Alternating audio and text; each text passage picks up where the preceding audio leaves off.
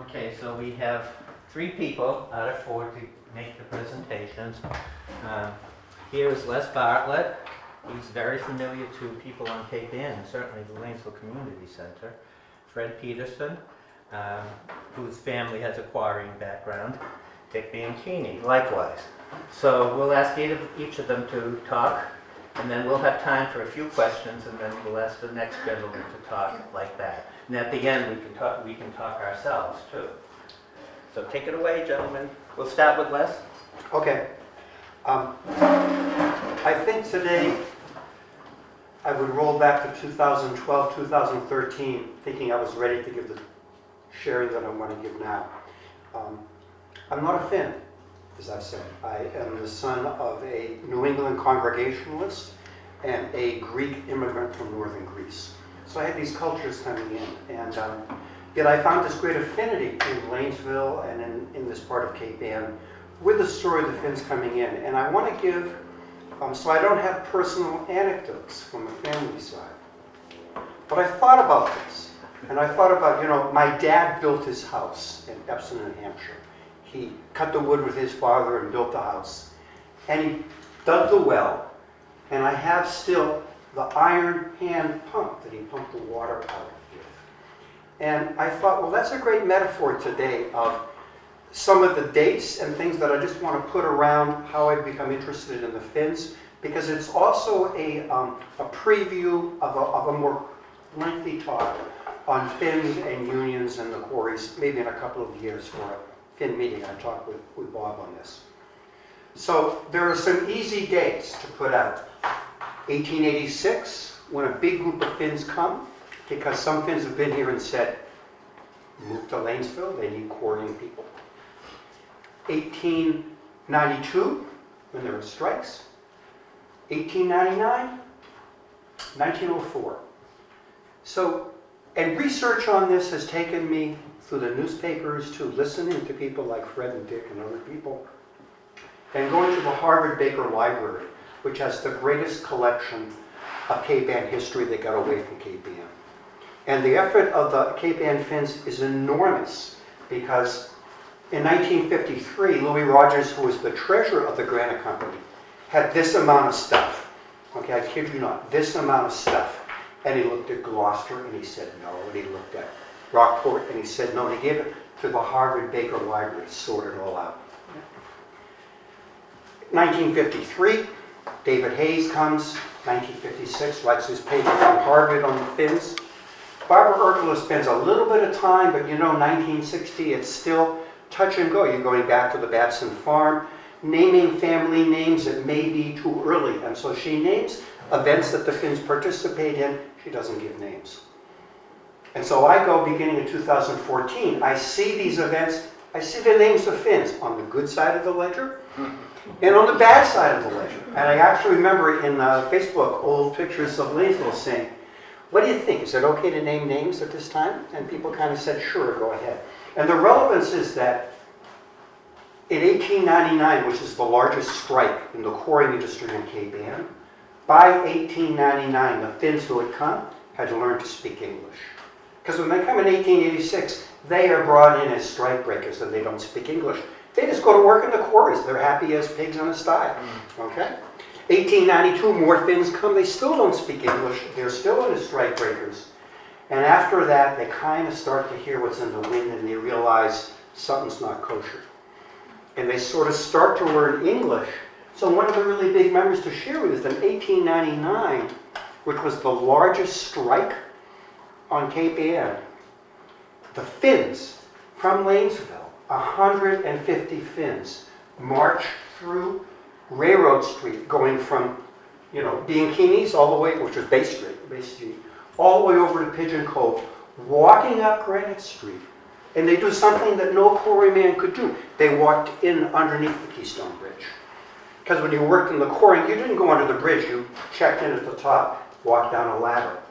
And not only do they walk in under the quarry, sound effect coming out, but they've got their tools. If you've ever been under that bridge, you know that there's a great echo.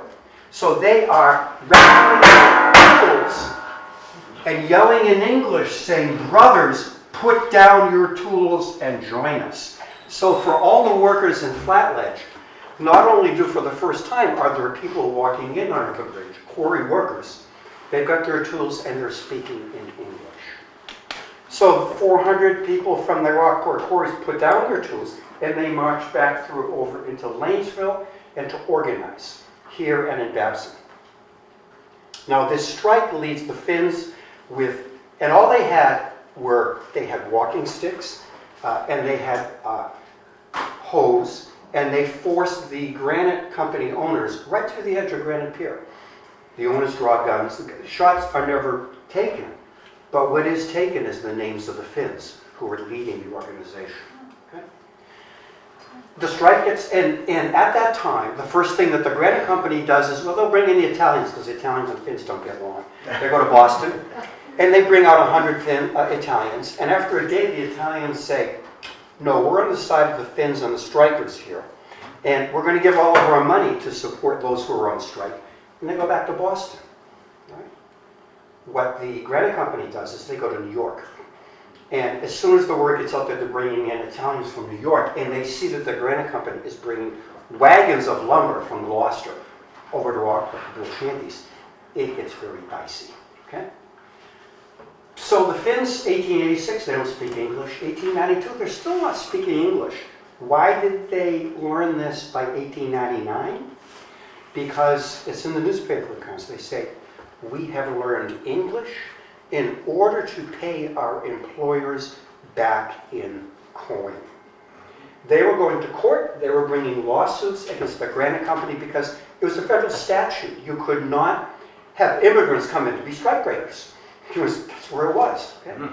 So all of this learning English is taking place when, I've got a newspaper article. I should preface, come back and say, this is all from my book on granite from the section called Break Heart. Because it's a heartbreaking story. The Finns come in and they are viewed as the coming race.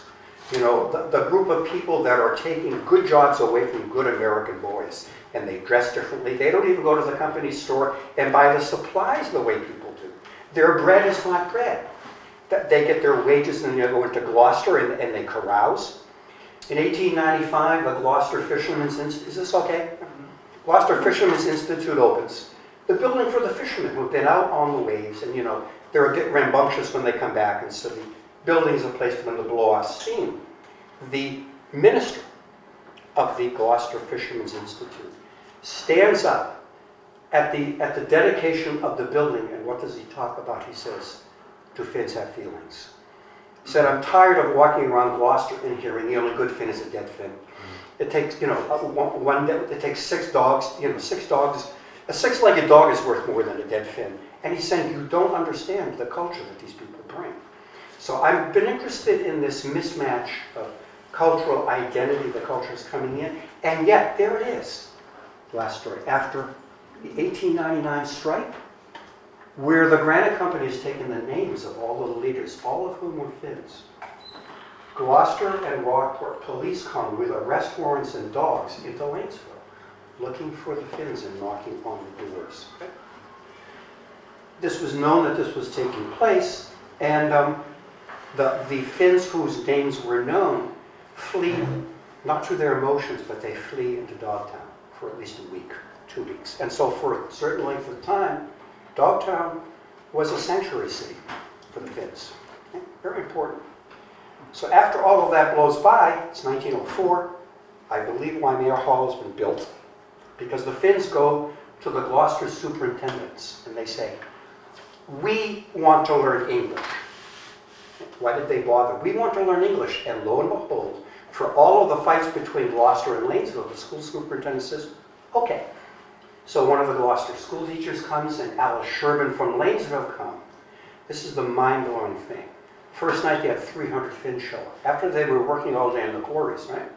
Whole families are coming in, 2 floors to learn English, and they would rotate between English and math moving through. This went on for months, average of 200 people every night. At the end of the class, the teachers would be there, and all the students would shake their hands as they would leave. So for me, one of the research points is that this becomes the hotbed of learning that provides an opportunity for art from the Finns to flourish in Lanesville. Because now it can be in English, and I believe many of the plays that were done in, I don't know, were the plays that were done in here, like in the time of the LCC, and what were they done in Finnish or English? Anybody know? English, I'm sorry, do you know? The early festivals, I assume Well, that's no, I'm Finnish. talking more like the 40s and 50s at this point. That would The be- community center didn't exist. No, I know, okay. But when it did exist, I've heard Walker Hancock would welcome people in, that there were some events. So those probably would have been English, but I'm just saying it really provided a great deal. Well, the church transitioned from Finnish to English about what, in the 40s, 50s? Yeah. So that was around the transition. Yeah, so to summarize, and when I say the ledger book has good Finns, and not that they're bad Finns, it's just there were Finns who were ratting out other Finns. Nobody's really talked about this, but it's in writing. In Harvard, when they're going through the different meetings and reporting back to the head, this guy and this guy, if you only get rid of them, everything's going to be okay. But don't let anybody know my name. So I'm very enthusiastic about this, in addition to one James Vernon story, because I was talking with Fred about this, is James Vernon, when you worked a quarry, they worked counterclockwise on the stone. Okay? Which meant when you got all the way around to this wall, going counterclockwise, if you're right-handed, you've got to reach over like this to keep working. James Vernon paid Finnish workers who typically were left-handed about 5 cents an hour more, because by the time they got around to here, they were right in the corner. Right? Great deal of awareness. All right. Thank you, Les. Thanks. Questions? Are there any comments or questions from the audience? When this, the special English class, the 300 Finns, what year was that again? I'm gonna say it's 1904, 1905. I could be off by 10 years, because I don't have my And it notes. took place here in Lanesville. Yeah. Amazing. I've got a full newspaper article on it called "The Finns Are Bright," because they provided a janitor and they kept it clean, they kept the furnace going, stoves going. Where were the meetings, excuse me? I'm sorry, what? Where were the meetings held? At Waimea Hall. What hall? Am I pronouncing it Oh, correctly? at Yeah, Wayno well, Hall? yeah. Okay. Wayno Hall, okay. Waino. Waino. Okay. Waino. Yeah. Well, Yeah, because that burned before, I was Sure, already born, yeah. but I was young, I don't This is, remember. no, this is before I Oh, came. I know that. Yeah, my family was very active in Wayno Hall, but that was dancing and Les, singing and everything else. when you're talking about the strikes and the organization Yeah. and such, you're talking about all Finns on the Cape, not just Lanesville Finns? That's correct. Okay. But that march was very noteworthy by the Finns through the woods to get into Flat Ledge and get that degree of unanimity. And again, all the accounts are that they were they kept all of these strikers on the same page. Also, we had different groups of Finns. So Yes. was it just the workers who were doing all this, or did they have support from the church people, the temperance people, which they could be members of too? Yeah, it's a good question. I just kind of know it from the union side. Mm-hmm. Okay. To be determined, right? Yeah, very good. Did I hear you correct? Was Bianchini Finnish? Was it what? Bianchini. Were they Finnish? They were not. No. I thought not. They were Italian. That's what I thought. Yeah. No, they walked by the road, that was originally the Bay State Granite Company. Yeah. It was a dirt road and they put the railroad line in Okay. over to Pigeon River. Thank you. Think about more questions as we proceed. And now, Fred Peterson. Well, I can pick up in a couple of places. One, your question regarding the Finns that were involved in this. And yes, I would say they were from all areas, of not only of Finland, but of mindset. And in particular, in my family, one of my uncles was a Finnish Lutheran minister. So he, and my family obviously were part of this and behind it. In fact, 1892, I can pick up from there, because that's when my grandfather, Antti Kokkonen. Auntie is Andrew in Finnish. Kokkonen was our last name, which Kokko, K-O-K-K-O, means bonfire in Finnish. So Dad always said, well, that means we were keepers of the bonfire, the Kokkonens. And when he arrived in 1892, this is a little sidelight story. So I suffer from tangentitis. But when they arrived in 1892 at the Rockport Railroad Station, Chief Sullivan greeted them. And he knew enough Finnish, because they had the tags on their coats and carrying everything they owned with them. Plus, my Aunt Anne, who was born in Finland, and she was not quite a year old as yet. But Chief Sullivan directed them from the railroad station to the Kivi House, K-I-V-I, which means stone, the Stone House. So they walked from the Rockport station up what we call, locals here call Paddy Hill, which is the one going up to the Granite Company, over the bridge and into the Rockport Granite Company area, where he signed on, and maybe he was one of the strikebreakers. This was 1892. I have no idea on that. Never had anything mentioned that. Of course, they probably didn't want to mention that. But he signed on with the Rockport Granite Company then, and they slept that night, because they had been communicating by mail, obviously, with some fellow Finlanders in Rockport. Because that stone house, the Kivi House, which is still there, of course, is privately owned. It's at the head of the road going down to Granite Pier. They slept on the floor of, I don't know which, second, third floor, whatever, of some friends, fellow Finns, for their first night, the three of them. And then he was assigned to the Granite Company quarry owned on Halibut Point, which is the Babson Farms quarry in those days. So that's where he started working. So that was about 1892. I could go on in other details, but I'll bump ahead here. So roughly, but I have to tell you why I brought this. Because his experience in Finland was working in soapstone quarries in Jukka, Finland. The correct pronunciation is Jukka, because there are two U's, and every letter in the Finnish language is sounded. There are no silent letters.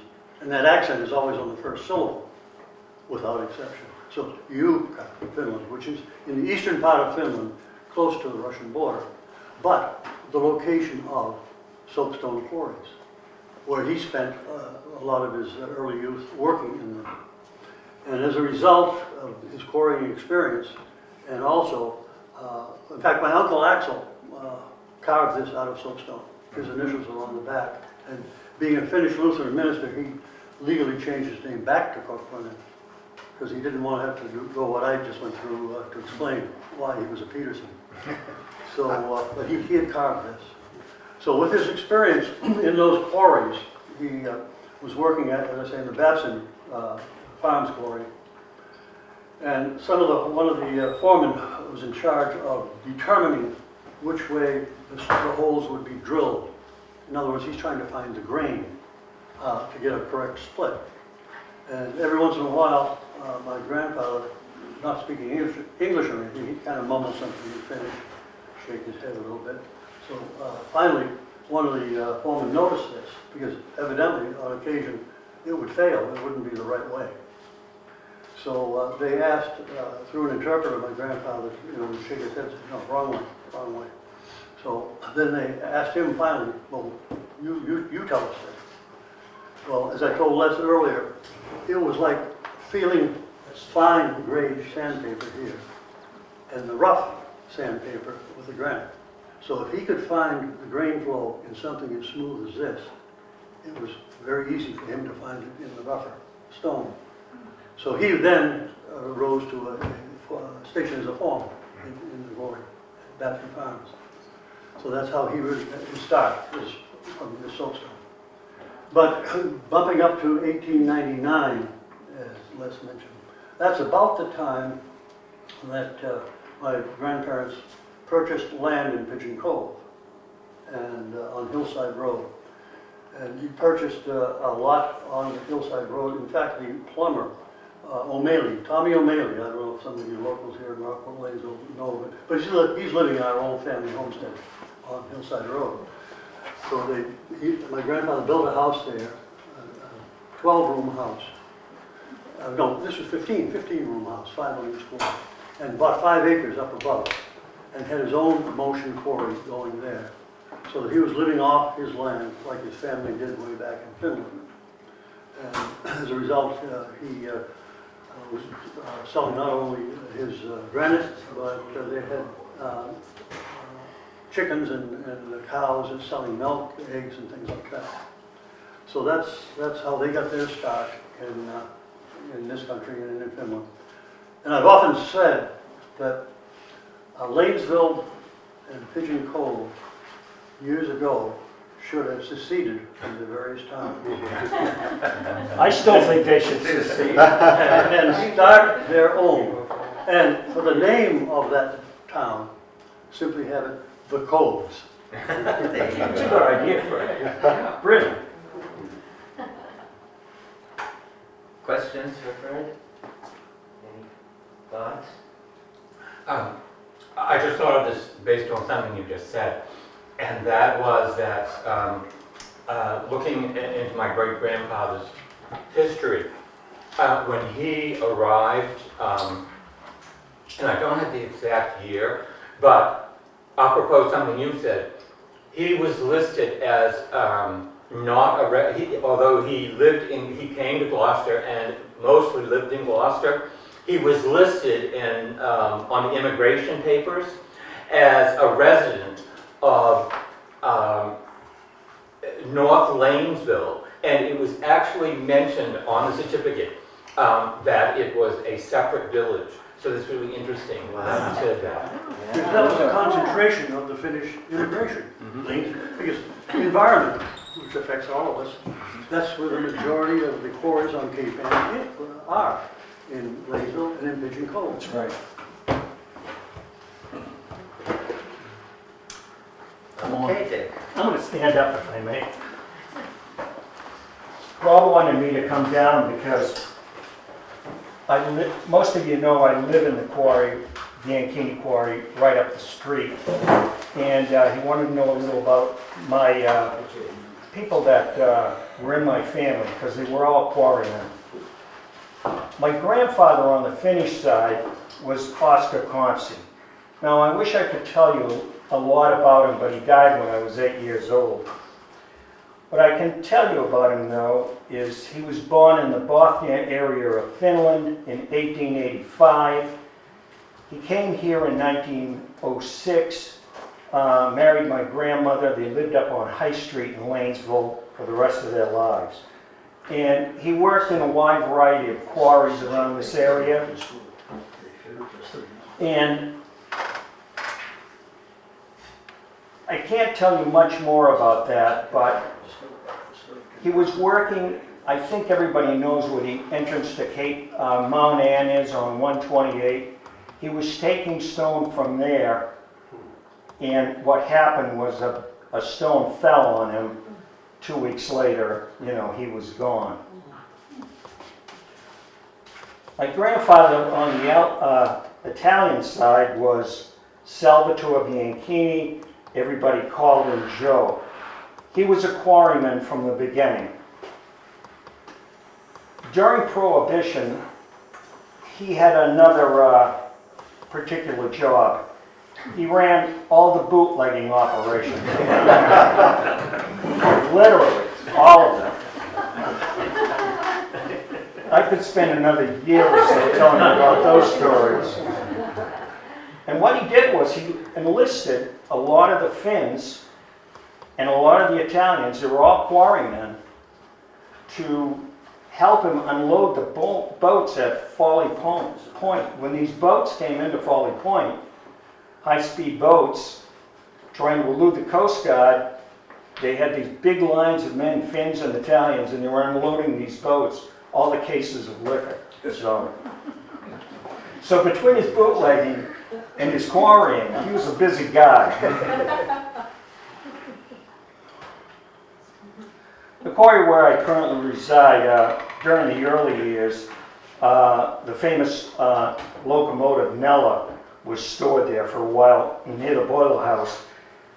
and that locomotive took slabs of granite down through what they call the tracks behind the quarry, down to where Curtis Street is right now. I think everybody knows that. And they would unload the granite slabs there. Trucks would take them down to Pigeon Cove Wharf and the Granite Pier, put them on barges, and then send them to either New York or Boston or whatever. The quarry up there also has the distinction of being the first quarry around here, and I think there were like 16 of them, to hire fins. So I just read that recently.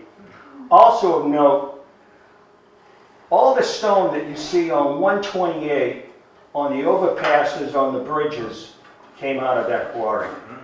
So there were like 20, 25 overpasses of bridges. So when you see that stone, it all came out of the quarry.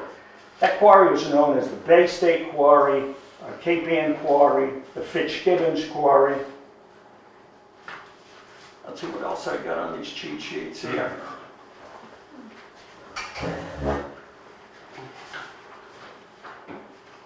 In 1952, my grandfather bought the quarry from Phil Fitzgibbons. And I'll never forget this because my mother was delivering lunch to my father at the quarry. And this is the first time I met Phil Fitzgibbons.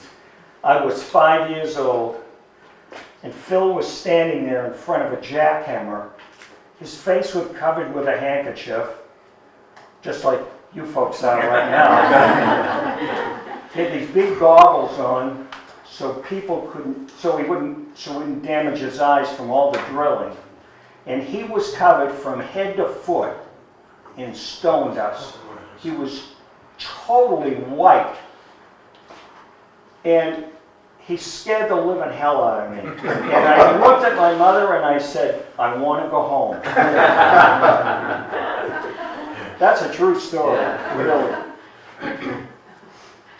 The last major event at the quarry happened in 1954. My father started to build seawalls over the years, and he needed stone. The only way he could get it was drain the quarry. So we got a pump, probably as big as a Volkswagen bus, and for 30 days he pumped water out of that quarry, emptied it completely, and took stone out of there that helped him build seawalls for the next several years. It took 30 days to empty, it took 3 years to fill up. What else do I got? I'll close by telling you a story that probably not too many people know. And it doesn't have to do with quarrying as much as it has to do with granite. In 1976, my father got a call from a contractor in Boston. They were dismantling the Prison Point Bridge by the North Station. And the fellow said, I'll give you all this stone for free as long as you pay for the trucking charges to get it down to where you want to take it. So my father said, absolutely. So trailer truck after trailer truck after trailer truck came right down here through Lanesville to the quarry. And before it was over, the entire Prison Point Bridge was in his backyard. There were piles of rectangular blocks, as long as this table, perfect for seawalls, 30 and 40 feet high. That was in 1976. I looked at him and I said, Dad, are you crazy? What are you going to do with this? He said, someday there's going to be a storm. And all these seawalls are going to come down. Nobody's going to have any stone but me. And I said, okay. What happened in 1978? We had the storm of the century. Seawalls came down. He sold it all. He knew a lot more than I did. That's really all I have. Anybody's got any questions? Yeah, sure. When did you get the crane? you know, he's always had cranes. He was basically in the crane rental business. In fact, he unloaded pogies down the fish pay. That was years ago, so it was probably in the 50s, 1950s. Yeah. I think he pioneered that, more or less, if only. Yeah, no, you're right. Yeah, I think he did too, really. But, yes, ma'am. Yeah, I grew up 1102 Washington Street, Right. right across from the Lane School. And I remember that crane. We used to get so excited when that crane would be, you know, going. We go out. I can't remember that man's name. It was a man that. Gardner Lane. Okay. You got it, Donnie. He used to probably pull the Yeah. whatever the horn. You always had one of those engineers have. Yeah, because all us kids. I mean, this is bringing back such wonderful memories to you. But all us kids would get so excited about seeing that crane. I'll tell you a funny story, really. My father had a friend of his working for him. His name was Get Johnson. His name was actually Edward Johnson. He was half like Finnish, half Swedish. And Ed Johnson was the Michelangelo of stonemasons. He was an absolutely brilliant stonemason. And anyway, my father wanted Ed to build him a wall in front of his house up on High Street. So Ed said, sure. Now my grandmother lived next door, and she would be cooking these donuts on her Glenwood stove. And I wanted to give you a typical day of how this wall was put together. They would start at 9 o'clock in the morning. At 10 o'clock, they would take a coffee break. That would last till 11. They would break for lunch at noon. They would have another coffee break at 2. Go back to work at 3. So a wall that should have taken 6 months took 2.5 years. Crazy. It's a great wall. That's great. Great wall. It was a great wall. But I have those coffee breaks, you know. In the old days, they called them mug-up. But that's right. I should have said that. Yes. Yeah. Dick, your grandfather and then your father owned Bay State. Did your grandfather own any other quarries? Believe it or not, Rod, he owned Folly Point. Mm-hmm. And, you know, at one time, pretty much all of it. And he really gave most of it away because he didn't want to pay taxes on it. Seriously. And it's worth $1 zillion today. Yeah. I'm horrible at interrupting. No, go I ahead. think because when I was younger, I was shy and quiet, and I had all these aunts, and I never could get a word in edgewise. So was I. Huh? So was I. Yeah. Anyway, now I lost my train of thought. What were you just saying about also?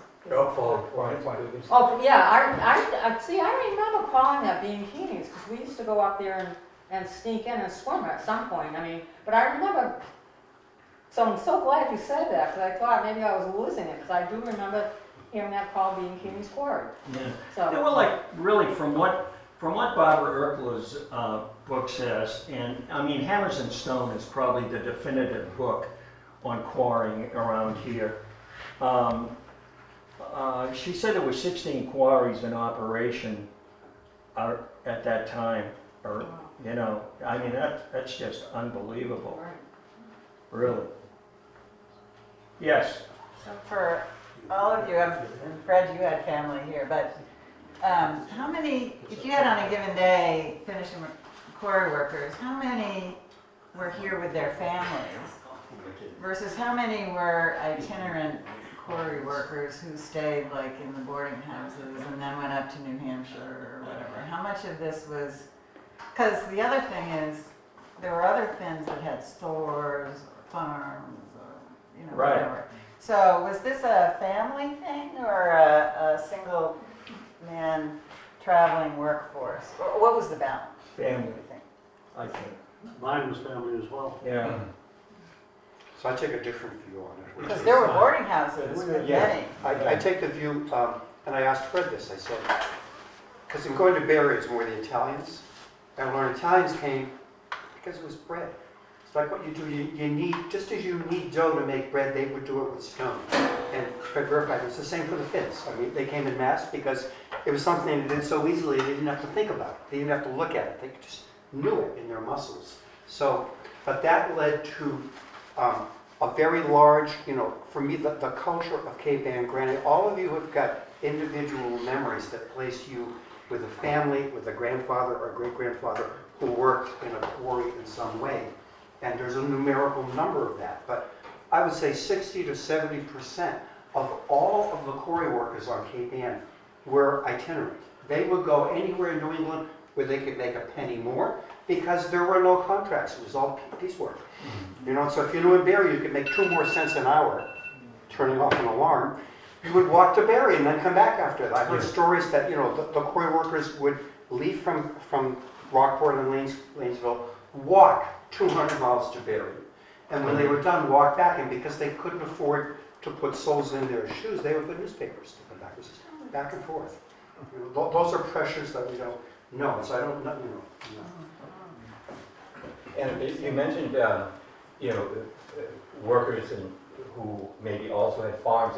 I've read that many, while the father would work in the quarries, oftentimes they also had small farm land that the mother of the family would tend to. And also, I can corroborate what you said about they would actually walk. Yeah. And at one point, they did hire a trolley, which took them to Fitchburg, and then they would walk the rest of the way. But some of the guys were so, they didn't think it was worth the extra money, so they didn't get enough people to continue that service. In comment on your question about families and itineraries, the 15-room house was built for that purpose. Dad said at one time there were probably over 20 or 22 or whatever people living in that house, because my grandfather would then rent space for them, and they would work then in his quarries and things. So again, he lived off the land there. He had cows and as I say, the chickens and eggs and milk. And one of the, I gotta kick this one in, when he bought the 5 acres above to start quarrying there, I have some of the real estate transactions going back to that era. And because that 5 acres we had was all made up of what they call woodlots. And in those days, you could own a woodlot and you had access over other woodlots to get to yours. They were not landlocked. So you could go there. And and I have the paper, records of this, he paid for one of those woodlots with a load of cow manure. And also, I have another one, but I'll acquiesce for now. Fred, I have a question, and I think in our talks over these past few years, can you talk about your dad and his quarry? His motion? Well, it was my grandfather's motion. Oh, great-grandfather. It was my grandfather. Okay. But, well, he had a small one on the 5 acres, and a couple of in the back corners or something where he tried for stone, and he gave up a concentrator. It's still there. It's still on the land there when he worked. But that's how he acquired that 5 acres there. But I also have to comment on the prohibition. You struck a familiar chord. Progressed to the 1920s, the electric cars, which my dad was a conductor on, a trainman on the cars on the Cape, went out of business. So they started the Cape Ann Auto Bus Company. So Dad was fascinated by anything that had wheels. So he got a job with the Gloucester Auto Bus Company, driving the buses around the Cape. And I always kidded him that, well, at least you knew the route. You have to leap way Yeah. But he was on the bus, and one of the layover positions spots was at Halibut Point or Folly Cove, where the bus would sit there for a period of time before they started the next run. So he witnessed while he was there a rum runner flying into Foley Cove. So his truck came down and they were in the process of unloading. So he crawled out the back of the bus and he knew who in the neighborhood had a telephone and who didn't. So he went to that house and called the Gloucester police. And there was only one way off of Cape Ann at that time, the Cut Bridge in Gloucester. So obviously they had somebody waiting for them when they got that truck load. So I always asked Ed, well, how many bottles did you get out of that? And all I ever got for an answer was a kind of a smile. So I have something, it's a question for you, Bob. I know while Barbara Urkela was doing research for Hammers on Stone, in the late 50s, early 60s, she was by that time a columnist at the Gloucester Times and would publish articles on quarrying and asking people, much as you're asking for, and saying, what do you got? Because at that time, nobody cared about this stuff at all. You know, she really lit a spark. One of the sparks that she provided was to put out newspaper ads in all the Finnish papers that you could nationwide saying, if you or your family lived in Lanesville, tell me what it was like. Now, I've seen from her, when all of her stuff went to, most of her stuff went to the Cape Ann Museum, I've seen some photographs of Finns writing back and saying, here's the house we lived in. Okay? Here's what I remember. The most extraordinary one, which I want to make a copy of and turn over to you, is that, so it's in the 60s, she gets an article, a woman who moved to Lanesville in 1892 when she was 4 years old with her family. And I told bits and pieces of it. Her parents moved with 4 children into a small 2-floored house on the Buttman Quarry Company Store's property.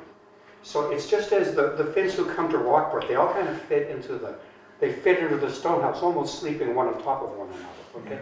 Incredibly compressed, because this woman's house they had 2 rooms and a lean-to kitchen.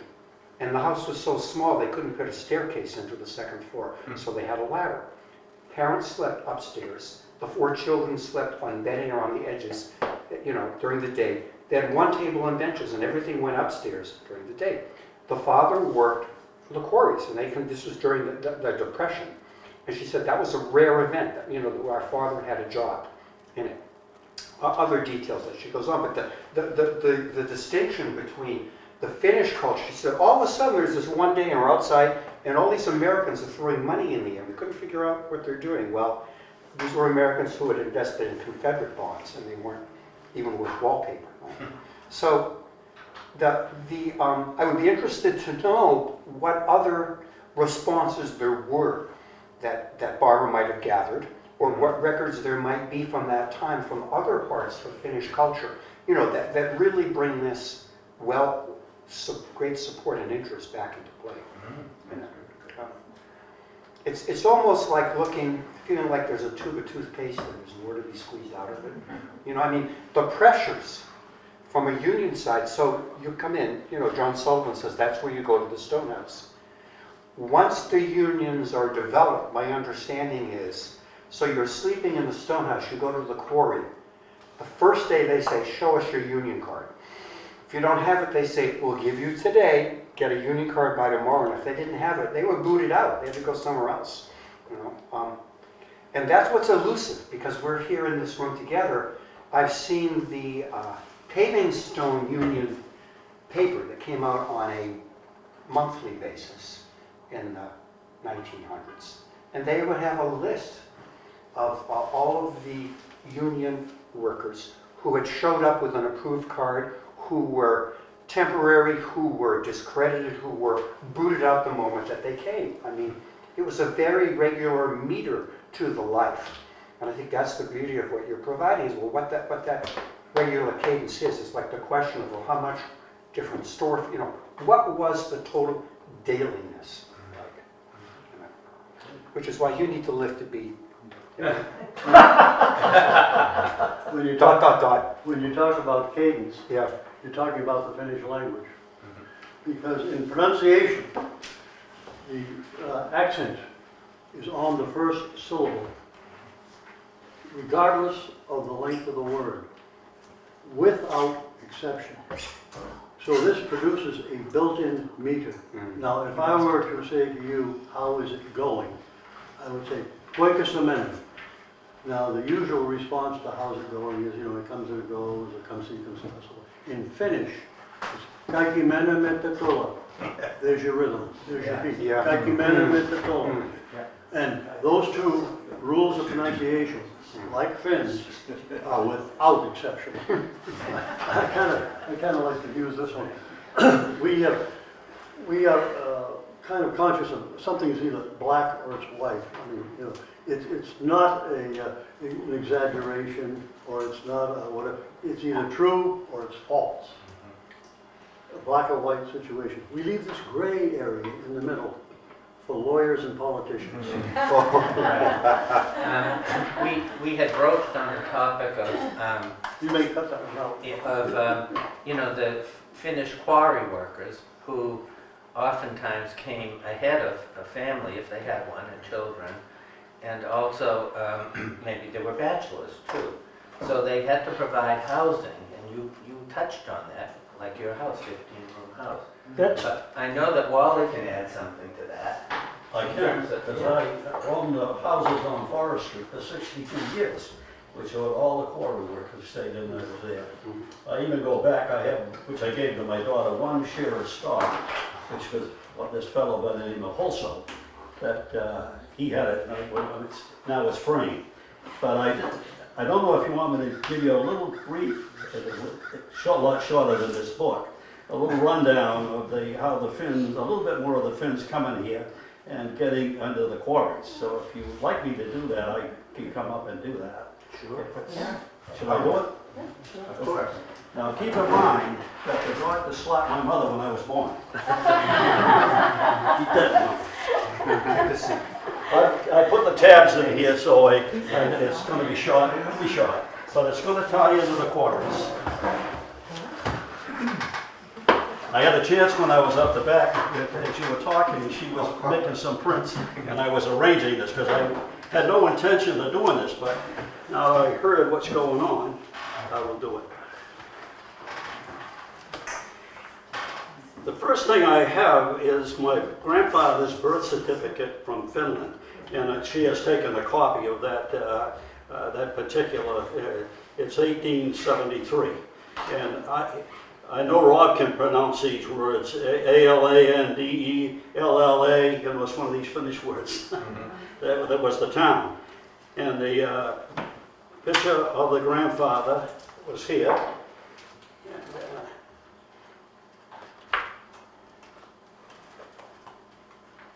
This was their home in Finland.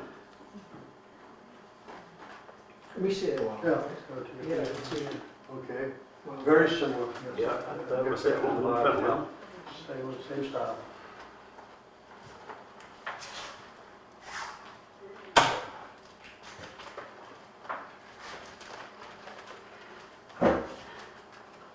He came over on the White Star Line, and it was in 1895 on the vessel Runac, R-U-N-A-C. R-U-N-I-A-C.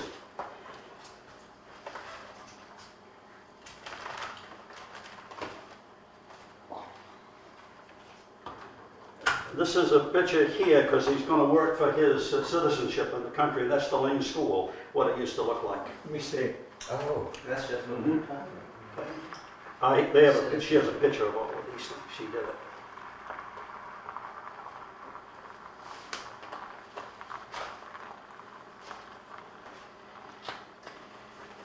And a copy, this is the University Extension, the English for the American Citizenship.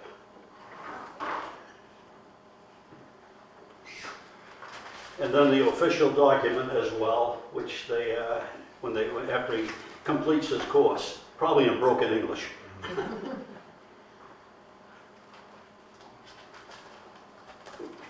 want to do the order here.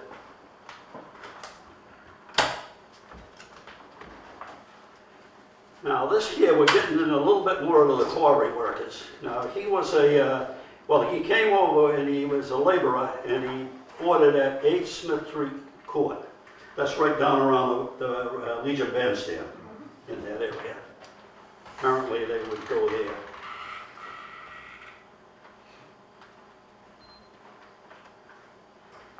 This one he is listed as a paving cutter, and you have a copy of this because there's a lot of other Finnish names that are on here that you may recognize someone else on the list. Because the country of origin here, Sweden, Finland, Denmark, were on the list of the quarry workers.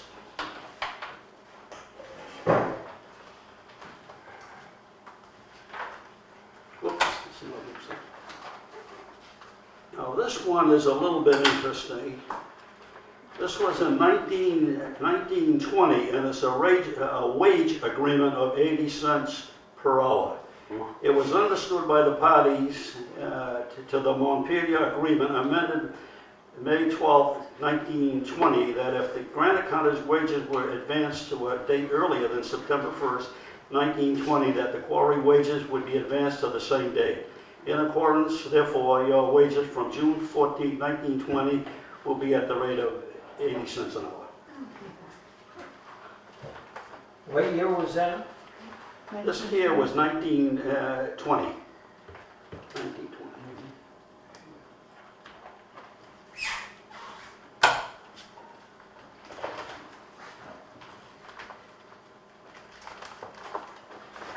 These quick to get to. This picture, which she doesn't have a copy of, is actually the quarry by the Congregational Church. A little kind of a side story, I got to tell you this. Oh, Buttons, yeah. My uncle was a carpenter, okay, and my mother, you had to claim she was 5 foot, because if you said she was really under 5, she didn't like it. So he lowered all the cabinets down. He did all the cabinets over in the kitchen. And then after many years, the kitchen had to be done over. And in the wall, it said, near me, 1956, my sister Evelyn. And so I'm thinking that he probably put a sign in everybody's wall that he had in any house that he had worked on. A great idea.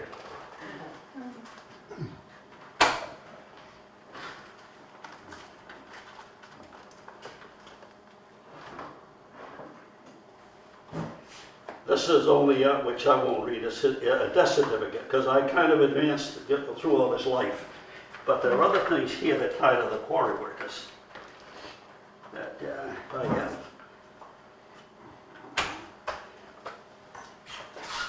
And it says, men, women, and children of the Cape Ann quarries until the closes of the 1800 until the close of the industry. And they compiled a list, but there's a stairway to the meadow in Rockport. I don't know if you're familiar with that. Yeah. And you had to donate or something in order to go on there. And this is a copy of that for $10 in 1988. And the people, the architects and so forth that did the staircase.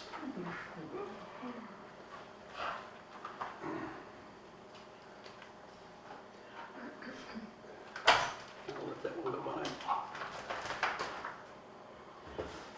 A lot of old Finnish faces here, which I'm not going to do those. That's at another date. But I will. I was kind of holding this one kind of at the end, but maybe I won't. But it's sort of a kind of a thing that this was written on the Finnish language, and it says here, it's that kind of a fun thing, of course. It said, when Finns speak, everybody listens, it's just that nobody else understands. And there's a whole series. Well, let me see the one I like here. Oh, the language itself is like the Finns themselves. It has nothing to do with Russia or Sweden, despite their proximity. Finnish, I think, was invented by an ancient king who commanded the people in the dominion to speak like him upon the penalty of death. The monarch's name I shall give you as Toivo. Toivo I or Toivo the Stutterer.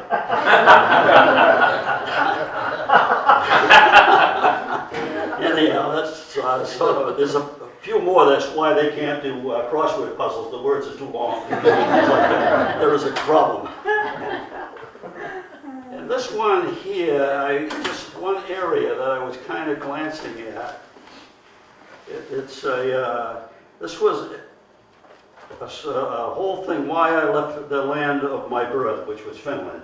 But he gets to this country, and I've arrived at this large stone house, which certainly must be it is Kivihaussi. That's what Kivihaus. Kivihaus. Want me to say it? Kivihaus. Oh, that's it. See, good. I approached the entrance and knocked. The landlady responded and questioned my purpose. I asked for a night's lodging. She replied that there was no room. I said that I could even sleep on a bare floor as long as there was a roof overhead, and that I was extremely tired after walking a distance of 35 miles a day. So the lady directed me to the upstairs, stating that there must be a room for one more man on the floor. I went upstairs to a small room which had 3 beds, upon which lay 3 men on each. One man offered me this place, but I replied that I would rather sleep on the floor. So I laid down with an old work shoe for a pillow and slept without interruption until morning. In the morning, the men dressed in a hurry and went down for breakfast.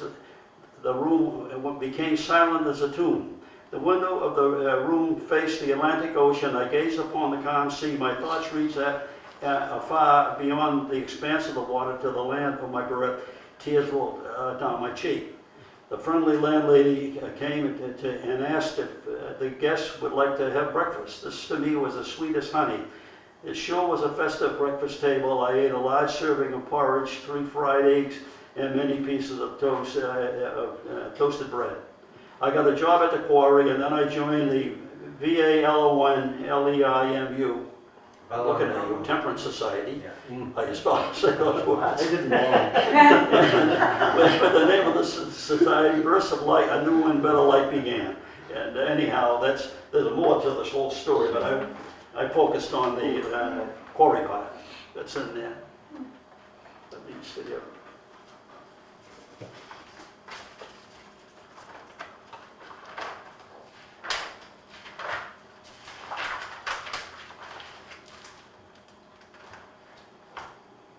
Whoops.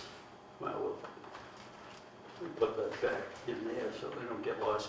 Well, with that, you can gong me, I'm over.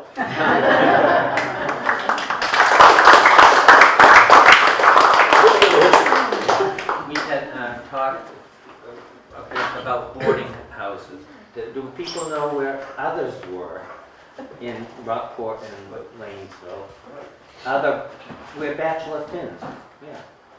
I actually was going to comment on that because it's an interesting connection between the quarries and some of the early neighborhood markets. That there was a boarding house on Lanesville Street which had 16 men, and one on Norseman Avenue that had, I believe I read 20. But apropos of something that someone said, that the Rockport Granite Company originally held a monopoly so that the workers could not shop at any other store for their basics. However, one of the exceptions to that was to my great-grandfather, who had been injured in the quarries, and I'll enlarge upon that later because he actually filed a lawsuit which is very important in labor history. But because he had been injured, and there was, of course, no Social Security, he had no income and a large family to support. So he went into, he opened a small market on Lanesville Street. And so they allowed workers who lived at this boarding house on Lanesville Street. And also, I don't know when your family opens your market, but apparently a market located at where your ranch's store was, they also were allowed to service the people who lived in the boarding house on Norseman Avenue. Now, if I'm not taking up too much time, the connection with my great-grandfather was that, I believe in 1907, he was seriously injured in a mining accident with the Rockport Granite Company, and he was never able to work again. and lawyers approached him and wanted him to sue, and which he did, but he was not originally not able to get.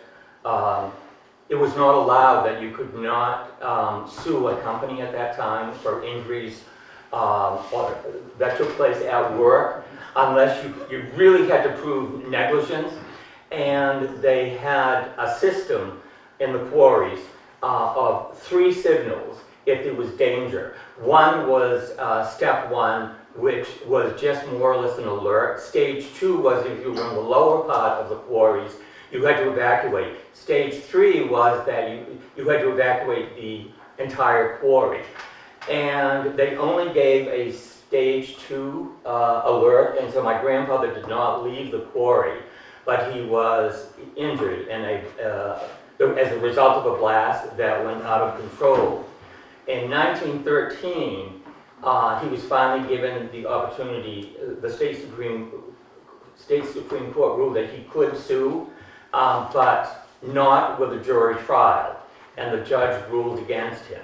That's as far as my research has gone, but I understand that in the 1920s, he actually did finally win a settlement, and it was the first time in labor history that where you did not have to prove outright negligence in order to, but rather it was part of the job, and they did not give the sufficient notice, and he was able to sue.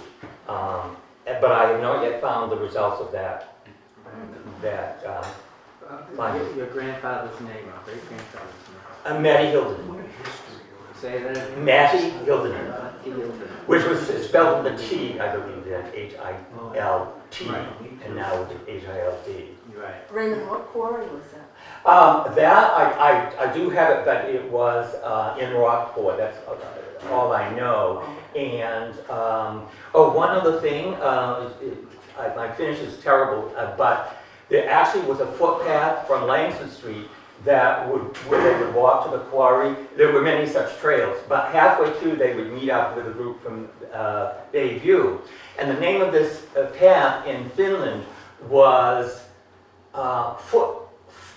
you could follow the footprints in the path, and that's how you found your way to the quarry. But it was a Finnish term, and it's because the footprints were real footprints, because they often walked without shoes. You know, to follow on that, which is lovely because it's that's so evocative, right? Is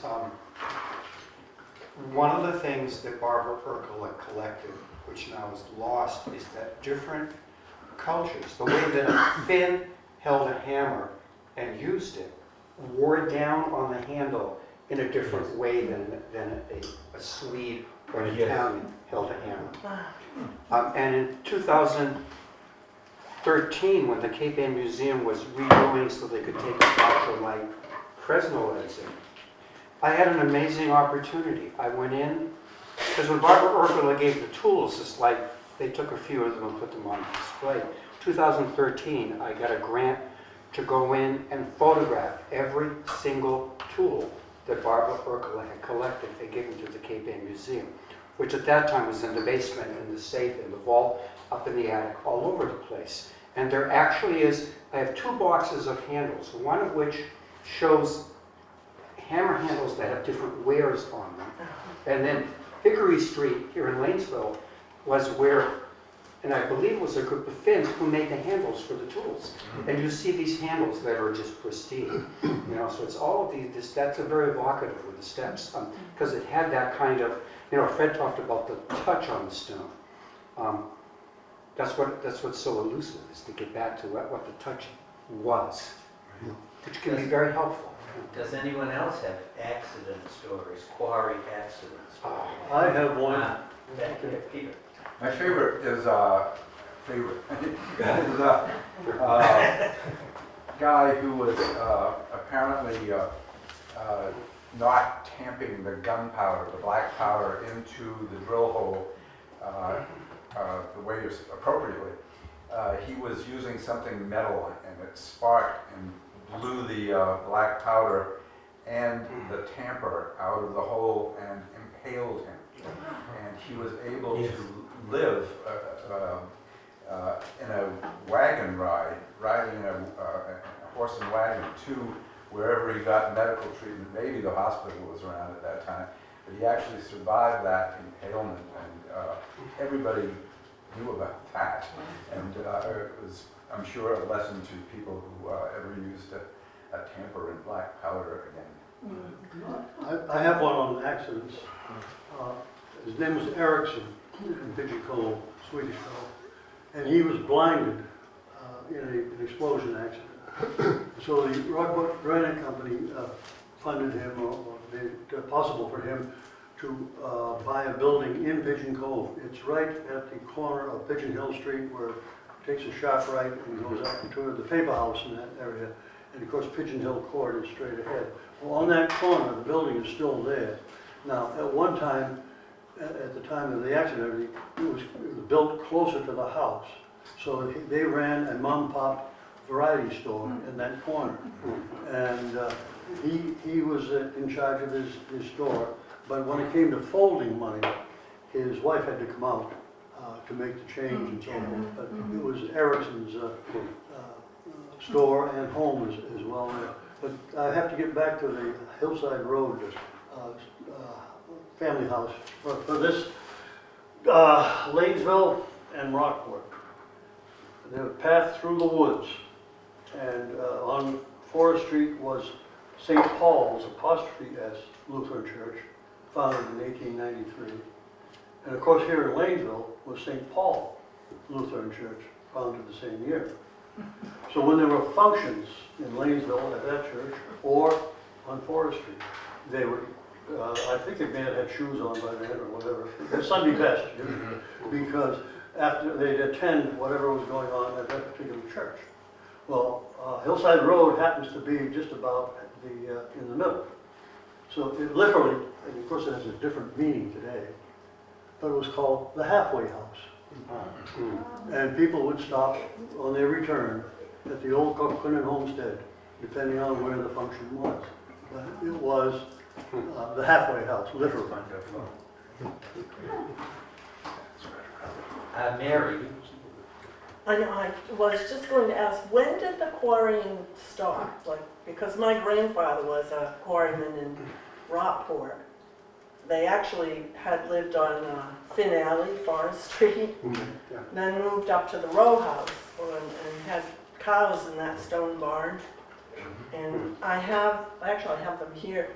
I have a little box that came from Finland that I think they used to use in the fields, but I have all the receipts from Mrs. Knowlton for the rental of the fields for the cows, purchasing cows.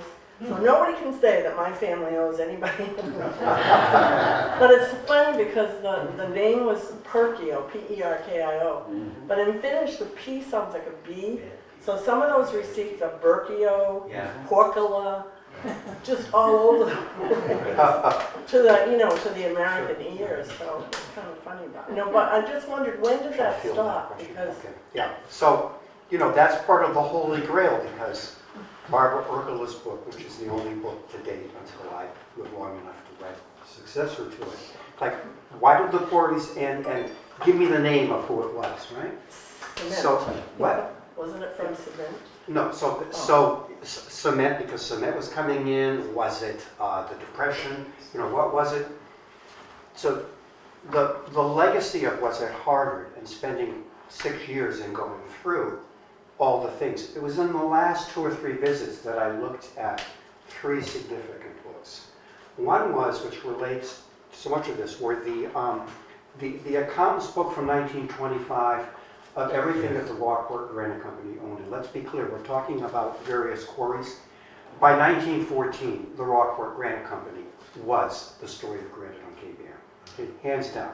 With the purchase of the Babson Quarry, and the whole explosion of granite, from how do we do this to finding the ways to do it, going from 1830 to 1930 within 100 years. The book that Walter's got, all of the owners were doing that. They would say, oh, you've just blown a piece of granite that's this big. How did you do it? Stuff was being invented.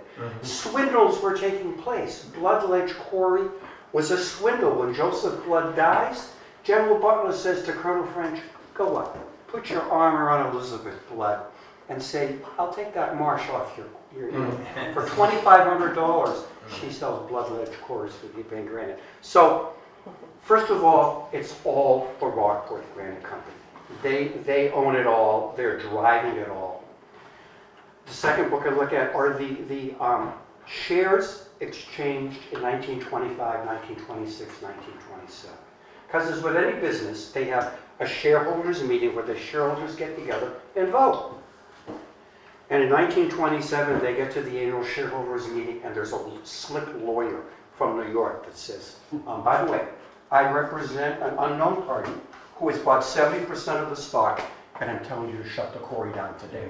Now, the granite company was owned by the Rogers brothers, who were very, Harvard-trained, super Boston businessmen. They go scurrying around to try to buy up all the shares. What happens is, beginning in 1927, they couldn't have a shareholders meeting. That meant they could not sell a drop cloth without their shareholders voting on it. And whoever it was, it's known as M. Turner Brockway, fictitious. Okay? So finally, they try to sell the company. All of these things are taking place, and yes, it's cement. Granite is no longer the choice building thing. And look, from Cape Ann, as Fred says, Cape Ann granite was like rough sandpaper. It was paving stones, some dimension work. The best granite coming out of by the 20s coming out of Cape Ann was the sea granite from Blood Ledge, because that was the facade for the banks and the really spiffy corporations. They try to offer to the shareholders money, to be able to sell their shares, and this mysterious owner says, okay, I own all the stock, I want basically $3 million. This is $1929, right? So by 1930, and they're making a sincere effort, it's the first time that the granite company owners are really looking at the conditions on Cape Ann and sincerely understanding that when they close, it's devastation. Okay? So they close 1930, 1931 is when they finally go bankrupt.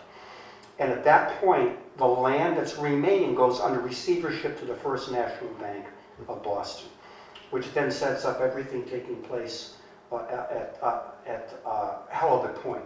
However, by 1920, the granite company has realized that what's really valuable is not the quarries, it's not the stone, it's the land and the buildings. And I actually gave a talk where I said, everyone sitting here from Lanesville, you should get down on your hands and knees because the Rockport Granite Company saved Lanesville for you. And the reason I say that is, where the ball field is, Plum Cove Ball Field and all of that area. The Rockport Granite Company owned the Plum Cove pasture, which was clear all the way up to school. All right? That's right. By 1920, they have put on the books in their monthly board of directors meetings a plan to put 20 to 30 townhouses in that area. They had the lots all set, okay? And it fell through mercifully. That all didn't happen. But if that had happened, think of that. So it was a very dynamic, very fluid event. And we really don't know. My theory on who it was, why they went bankrupt, is pretty simple. Just as there were unions, there was the paving cutters union. Whenever there was a strike, there were 5 different union groups that had to agree in order to have the quarries keep going. There was the Granite Manufacturers Union, which were all of the owners, beginning in 1900, who would say, Barry, Vermont, how are you dealing with these guys that want an extra 2 cents an hour? And they worked things out. They had a table of behavior. The problem with Cape Ann with the Rockport Granite Company is they had their nose in the air. And they really got many of the other quarry owners. What happened was there are letters where the quarry owners said, so you provided all this granite to Boston? We have evidence that you used inferior granite, that it wasn't what you totally promised to do. And they didn't like that. Okay? The owners, Charles Rogers, at the strike in 1906 at Babson Farm said, why do we have to come and sit at a meeting with people who can't even speak English? Why do I have to put up with that? I mean, so they affronted the other owners. Land transportation has now come in. Interstate commerce regulations are in place. The advantage that the Cape Ann granite industry had of boat delivery, avoiding different state taxes that were randomly changing, was no longer on the table. Okay? They couldn't get the stuff. It was so dire, one of the last big projects at the Rockport Granite Company, because they own Bayview, right? It's 1929, the Depression. They are doing a big building. It's the, I think it's the North American Insurance Investment Company in Chicago, all right? I've seen. What did they put up for a bond to guarantee they were going to deliver? And this was a very complex thing because they were doing granite bottom, multiple levels, okay? A lot of pictures on it. They put up all of Bay State for $1. Bonding that if they didn't deliver the granite on time, they could own all that stuff. It wasn't worth anything to them anymore. So it's a really very dramatic story, long story, but... Is the Gloucester post office tape and granite? So, the answer is, they collapsed in 1931. The post office goes up, there's one granite company, Leonard Johnson's Quarry, okay? In fact, by 1933, there's an article saying the streets of Broadway aren't paved with gold, they're paved with Johnson paving stones, okay? Yes, the Gloucester post office was built with granite from Johnson's Quarry. Which then kind of gets into, maybe in your dad's time, the whole ultimate stone, which was a cement granite composite stone to try to keep it going. I mean, That chimney on the whole boiler house at the quarry is made of ultimate blocks. okay, yeah. That's granite and cement together. That'll last for 500 years, really. George Johnson, out of the Johnson family here in Lanesville, I interviewed him and we have it on tape. He worked during the winters in that shed that made the ultimate block. Yeah. And he did a detailed commentary as to how it was done, and we're trying to feature that somewhere in this Gloucester. Ultimate, though, never caught on for some reason. It just never did. Well, you know, Barbara has mention of that in her book. Yeah. And there was a town in upstate New York somewhere who really got interested in it and imported a bunch of it and started making streets out of it. Yeah, reinforced concrete really probably did the granite business for a long time, really. Okay. So can I go back to the accident thing?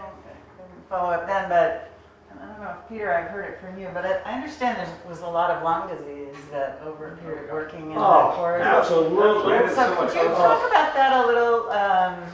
Did the companies take on any responsibility? So, you know, I'm in this, no, the answer is they didn't. Leading this double life of wishing that I could be in Barrie, Vermont as much as here, and driving to Barrie a lot. By far, and your description of seeing Phil Fitzgibbons. is, first of all, that's a fact. But we're seaborne heirs, and most of the work being outside, because there weren't that many granite sheds where granite was being worked upon inside as much as there was in Barrie. Yes, it's a fact, it was there. You know, the anecdotes of Barrie workers coming down in the wintertime because they didn't have any work and realizing the sea air was too tough, you know. But the owners never anywhere, it wasn't until the 30s that owners kowtowed and put in the kind of venting, but never here because we didn't have those kind of sheds. Other than Bayview. But you seem to be saying that lung disease was. Oh yeah, well yeah, but so what? I mean, can you answer that? No, you know what it reminds me of? I was in Hudson, New Hampshire a few years ago, and they were manufacturing granite countertops, and they were polishing the granite. And a guy had a cigarette in his mouth as well. I said, he's not going to be around a long time. But it's true. I mean, all of these granite workers. You know, my grandfather. You know, both grandfathers. It was inevitable. You just can't work around this stuff without having it affect you. It affected my father. Was it like emphysema? What was it? Do you know? It's silicosis. It's a granite and silicosis. Silicosis. Yeah, silicosis. From silica is a mineral like asbestos, which you know, shreds along white lung disease. the mineral dust, or the silica dust. Like black lung. Exactly. Black lung. Was he Colonel Butler in Bayview, who ruined Bayview, actually, from what I understand? No, but did he make a lot of money from, did he sell to the Rockport Granite Company? So, Because he was they a were- rising so- character. Okay, to go to the beginning, why is it that in 1864, the Civil War is raging? There are no major quarries. Quarrying is at that time, you're beginning to get, coming out of Lanes Cove, stone sloops that are taking foundation stone around Cape Ann. Okay, it says this sloop goes to here back and forth on a daily basis, because it's all underground. In 1864, the Rockport Granite Company is incorporated in Boston.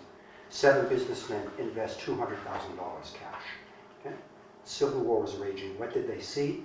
They saw the Union was going to win, and they saw the future was in paving stones, because the roads were all muddy. They were log roads. They were going to make it. Okay? So Butler has come back. He's not successful as a presidential candidate. He becomes a senator. And he gets wind that after the end of the Civil War, the federal government is not going to build post offices with a lot of granite. Butler was very smart. Like some other politicians, he never put his name on anything. He goes to James French, who is a wine merchant on Newbury Street, who knows nothing about granite. So the advantage is if you're going to own a quarry, it's all underground. So you can't go to a congressional meeting and put something on the table. They're like, what the hell are you talking about? So they form the Cape Ann Granite. Okay. All right. And they get the first, Barbara mentions this, that the Cape Ann Granite Company provides the granite for the Boston Post Office. It's a big deal because it's above ground, it's following on the heels of Bunker Monument. It's a real spark for granite. Okay? They swindle their way to get the contract, and Butler says with confidence, you know, you can come into Bayview at high tide and low tide and fully load a sloop at low tide and take it out, which of course was not exactly true. So, yeah, he had a great vision. If he had been able to have the drawbridge in Gloucester, which is on a sandbar, cleared out and stayed open, he could have just shipped granite down there. That's right. Because all the experienced people with the sloop captains from Maine, and they could just come down the coast, go into Bayview, and go that way instead of having to go around. He was very, very shrewd. They're actually, you know, one of the advantages of the internet that Barbara didn't have is you go look and you see the congressional reports on what took place. And Butler cut a double deal. They had a contract with the government where the government owned it all. They owned every chicken, every nail, everything. They were renting it and paying back. And Butler was taking an added percentage on every dollar coming back in, and also shipping defective granite in on a daily basis into Boston. But, you know, it gets worse and worse, but it's a fairly typical view. So he was quite accomplished. Okay. Yeah. That's my view. I know what there's different views on it. It's very clever. So I'm going back to the lung disease. My grandfather Claymore on my mother's side.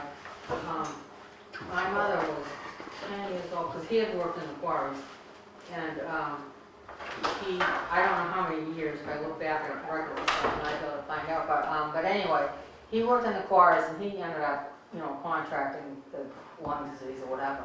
So my mother was born in 1918, and she was 10 when he died. So he died in 1928, but it was, you know, because of. But and they had a farm. I mean, it's up on Leverett Street. They owned 18 acres. They had a farm. And this might have gone on before my grandfather died. I don't remember. I mean, I have that in my notes and stuff at home. But they had a farm. My grandmother took in boarders, just like so many did. I mean, there were 11 children. My mother was one of the youngest. But she always used to tell me stories about how she had to deliver milk, you know. Before she went to school, she had to deliver milk, blah, blah, blah, like a lot of kids and stuff. But my grandmother, the house wasn't that huge, but like I said, there were 11 children, but some of the older ones, I think they might have actually probably left school and went out to work. I know my one aunt was worked for Arthur N. Smith's family, who was the principal of Gloucester High School.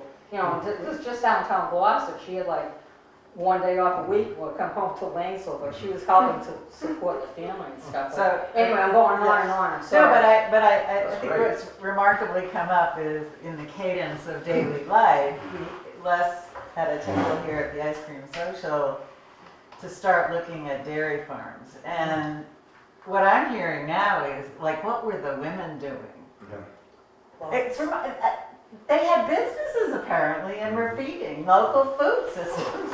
Domestic help. Right, and it's like the women's work. It's such a rich vein of what is not known, Les, and all the stories about that. I just heard that Sylvester Ahola met Sima, who was younger, because he delivered milk and butter to her family in the morning before, and so he took to liking to go to deliver. So all these stories of what the women were doing and the farm businesses and what the kids were doing. Were you here for, we had, and I don't remember it exactly, but we had a woman here who had done research on diaries of people in Lanesville. Yeah. And that might be something she would be very interested in. I think he's talking about Kirsty, Selmy McClendon. Who did the newspaper kind of thing. Yeah. Maybe she could be asked about this because it's not only local food story, it's women's story, it's... My grandmother, on my father's side, was part of a group of women that actually cooked for the quarrymen. And she did that constantly. So that's one of the things that I found out. Well, I guess, Rob, you brought up this question of what happened when the quarry work ended. Some of those itinerant workers just left. But then you had families here that didn't have that income. And I've never understood exactly, but probably for some period of time in the Depression era, it was women continuing on with the businesses that they had developed. Yeah, I think that when you and I talked, we thought that might be a good topic. We talked where the quarries the Finns and the quarries have to be talked about because that was a primary purpose for Finns to come to Cape Ann. But a second topic is, well, what happened when the quarry closed? What happened with our grandfathers, our great-grandfathers? What did they do? How did they handle the depression? Well, and also related, how did families survive? And for some period of time in there, these other farms and businesses, many of which had been run by women, might have been the standby that kept the family going. One thing I think we need to do is actually go around and say who had quarry workers or in the family, or if you didn't have them, who do you know was a quarry worker from your times growing up and your neighbors and such. Well, Peter has a question. Oh. Yeah, no, just to say, part of my collective myth of the Finns, and to follow up on what Nancy was saying, when your husband contracts granite silicosis, you couldn't work anymore. There are stories, and what my family legend did on my grandmother's side, they adopted each other. So one father, Wes Vollenhuis's father, could not work anymore because he had granite silicosis. People would walk around literally like they had coughing up blood, and absolutely useless. And so what happened, the resilience of the Finns, their wives generally, as did my boo-boo and Wes Vollenhuis's mother, Eti, went out and did domestic help. And they were noted as being very good domestic workers, so much so that, and this brings in the caste structure of Gloucester, was my moo got regular jobs with Yankee families, and she worked with two spinster sisters who were teachers, the Marr sisters. This came down, and it's also much a part of my local family stories, that the Marr sisters were so happy with my moo-moo's work for them that they offered her a chance to come and live with them. And they could not understand why she didn't pick them up on that. And it was merely because my moo-moo had a family of her own, thank you. And she was really insulted by that. She could not believe that anybody would expect her to come and be a live-in you know, domestic helper, but the Finns are very, very good at this. My mom, in fact, worked with a team of fellow contemporaries, Finnish daughters, and they went out as teams and they cleaned most of the hotels around in Gloucester, Rockport, and everywhere. And they were noted as being very, very good workers and working collectively together. But that's part of what I like about the Finns is the resilience and also the fact that they cared and took care of each other when there was an emergency. And it's no fun having a husband hobbling around your house coughing up blood who can't work or contribute. You know, and a lot of people that happened to in families. Talking about resourcefulness, especially of the women, they often some women would take in laundry from the big hotels on the coast, and they would double up and actually do the washing in the sauna, and then that allowed them to sort of make a double use of the heating system. And there was at least one in Lanesville, either on Nickel Lane Way or Viking Street. But the problem was, how did they get the laundry? Because they didn't have transportation. So they would use horse carts and go through the woods, pick up the laundry really early, you know, and then bring it back to Lanesville, do the laundry, and then send it back to the hotels. Yeah. You know, Peter mentioned the caste system. Well, I have my grandparents' passports when they came from, actually, they were citizens of Russia.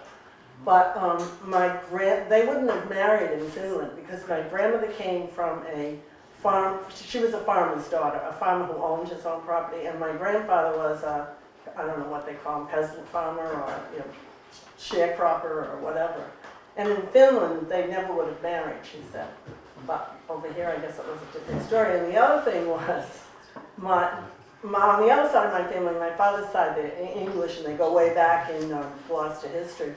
But it wasn't okay for my father to marry my Finnish mother. That was like frowned upon. My grandmother asked me. And then they were people that had all that, and I don't know why they thought they were all that. my Yankee grandmother actually confronted my mother on the verge of her marrying my Yankee father and needed to know if the Finns were white. Yeah. We have discussed what the first Finn word we learned over. So we need to hear who you know and who was in your family who were quarry workers. It's an important part of our record. One of the ways that's helpful is that prior to 1900, the reports to the U.S. government were to say, okay, Bayview, there are 100 people working in the quarries, and that was sufficient. But within 10 years, as more safety regulations come in, they have to provide a breakdown as to the number of people working in the shed, the number by name, right? So there starts to become a very good track of what the names are, where you can say, okay, here in this 100 men, here are the 60 Finns that are working in these different capacities. So names start to appear. Prior to 1886, I've only seen a single handful of Finnish names on working records, mostly from Barbara Urkelas collecting the ledgers, all right? So I think it's like it's an ambitious project, but there is a way of being able to start to accumulate that, to say, okay, 1906, here are the people that were working on these different aspects of the course. An important thing to bring up, because the local myth on Cape Ann is emotion. You know, my first introduction to emotion was from Rockport, where the old curator said, well, if you buy a piece of land in Rockport or Lanesville and there is a motion on it, you can't fill it in because it's a historical thing, right? And then the idea that the motions where you're, at the end of the day, you've been working, you go back home and you work in the motion, okay? But you got to understand the ruthlessness of the Rockport Granite Company that said, we sell everything from the quarries except the noise. Yeah. So they would look outside at a ledge and say, oh, Fred, get a kid of men together and you can work over there to cut up paving stones that we will then will sell to the people coming in. And you can even use the company Derrick, but you need to provide your own blacksmith. So that all took place, which meant that that area was getting clear, and the granite company could say, okay, now we're ready to, you know, you've got all that scraped away, we're gonna expand the quarry. So of course, at a certain point, Fred's kit would say, to hell with the Rockport Granite Company, let's cut the granite up, take it down to Lane's Cove, and when the sleds and the sloops come in from Philadelphia or whatever, we will sell it at a lower price. And in the newspapers it says, Rockport Granite Company, it's come to their attention that Fred's kit has been selling paving stones at a lower price. Fred's kit was, they said, you can't walk on the property anymore. You're out of business. You can't use the derrick. You can't touch anything from it. So the point, and it's not just here. It was nationwide, and the reporting structure comes in by 1906. The number of men working the motions. Okay? It wasn't just the local myth was still there. It was part of the corporation. And in fact, one of the accidents that was brought up is, so there's the motion I'm working on. Here's the derrick, and there's a long wire going across because the wires came out from the booms, and somebody walks into the wire and gets injured. So the question came of who's at fault, and they tried to sue the granite company, but that didn't work. They were very slow to respond and come to that level of accident. So all these details. One thing I'd like to mention, that every working quarry or motion had to have a blacksmith shop, because you had to make your own tools. Yep. You didn't get down to L.E. Smith's and buy your drills and hammers and things. So my grandfather not only was a quarryman, but an accomplished blacksmith. Mm. And I have in my collection sets of tongs that he made then to use to make the tools that he needed. Mm. And I have about close to 20 pairs of these that he constructed himself. And an interesting little sidelight on this is Alan Backstrom, when I changed careers and left teaching and worked at the tool company, Cape Ann Tool, Alan Backstrom was the resident blacksmith in that shop. And of course he was very busy there with all the tongs used with the Cape Ann Tool. And when I first started there in 1970, I got talking with, I knew him because he lived in the neighborhood up in the sheep pasture. You know, once you get on Pigeon Hill Street heading northwest, that's the sheep pasture. But he called me over one time when we had a break or whatever, and he told me that he was an accomplished blacksmith. He said where he learned a lot of his trade was in my grandfather's blacksmith shop there on our land up in the Hillside Road area, that as an apprentice for my grandfather there. So there's another facet of abilities that one had to learn, and is blacksmithing. Without a blacksmith, you don't quarry. There were two blacksmith shops on my property. One of them right now, and Wally and I were talking about it earlier, he used to swim in it, is it's 60 feet underwater right now, but the walls are still up on it. The other blacksmith shop is a larger building on my property. It doesn't have a roof anymore, and that's the one with the ultimate chimney on it. Okay. And that was actually a forge and a blacksmith shop. In fact, yeah, exactly. And when the locomotive Nello was there, it actually was stored in that building for a while. When I grew up, the quarry was just beginning to fill your quarry. And that was the blacksmith shop was there. The water then finally, because we saw it rise to the roof line. And then we used to have there was a hole in the roof. And we'd go in there and we would strip down and swim down through the building and out the door. I think I've got photos of that. In the nude. Oh, I was just going to say, when you mentioned about the blacksmith shop, on the Claymore property too, I remember in my grandmother's yard, there was a blacksmith shop, so I'm sure my grandfather Claymore, did that same thing. I just remember growing up, and they always called it the blacksmith shop. And growing up years, I never, had any interest in all that stuff, but but there were all these little outbuildings, you know, I'm sure one That's right. had been a sauna.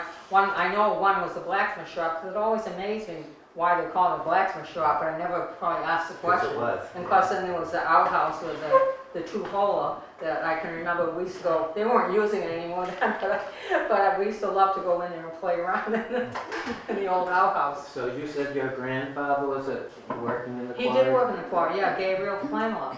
Okay, any of his children? Any of his children? No, no. Okay. But I have an interesting side note that doesn't have anything to do with quarrying, but I recently had my family visiting, and we went to the Hammond Castle Museum, and it was my Uncle Jerry Klingler, it was his wife, Viano, who was Anna Viano, and I can't remember what her last name was, I think it was Talbatia from Bayview, but anyway, I know she was related to them. Looking at our workers at the Hammond Castle Museum, I almost fell over because it said 1940 and it had Anna Klingler, chambermaid. Yes. And I was like, oh my goodness! Yeah. I'm sure, you know, it's like, I don't know how long she worked there, but the guy that we had took my email address and she said she'd kind of look into, you know, see if she could find research and find any more information. But I was like, oh my goodness! Yeah. I was like fascinated to see that. John, how about in your family? Any quarry? Both my grandfathers were quarrymen. Okay, can you give their names? Yeah, Isaac Lantaken and then Charles Johnson. Okay, good. Charles Johnson died in the Bianchini Quarry in 1936 Okay. quarry accident. Elena? My grandfather, Andrew Pusterman, and he died in, I think, 1947 of silicosis. Peter?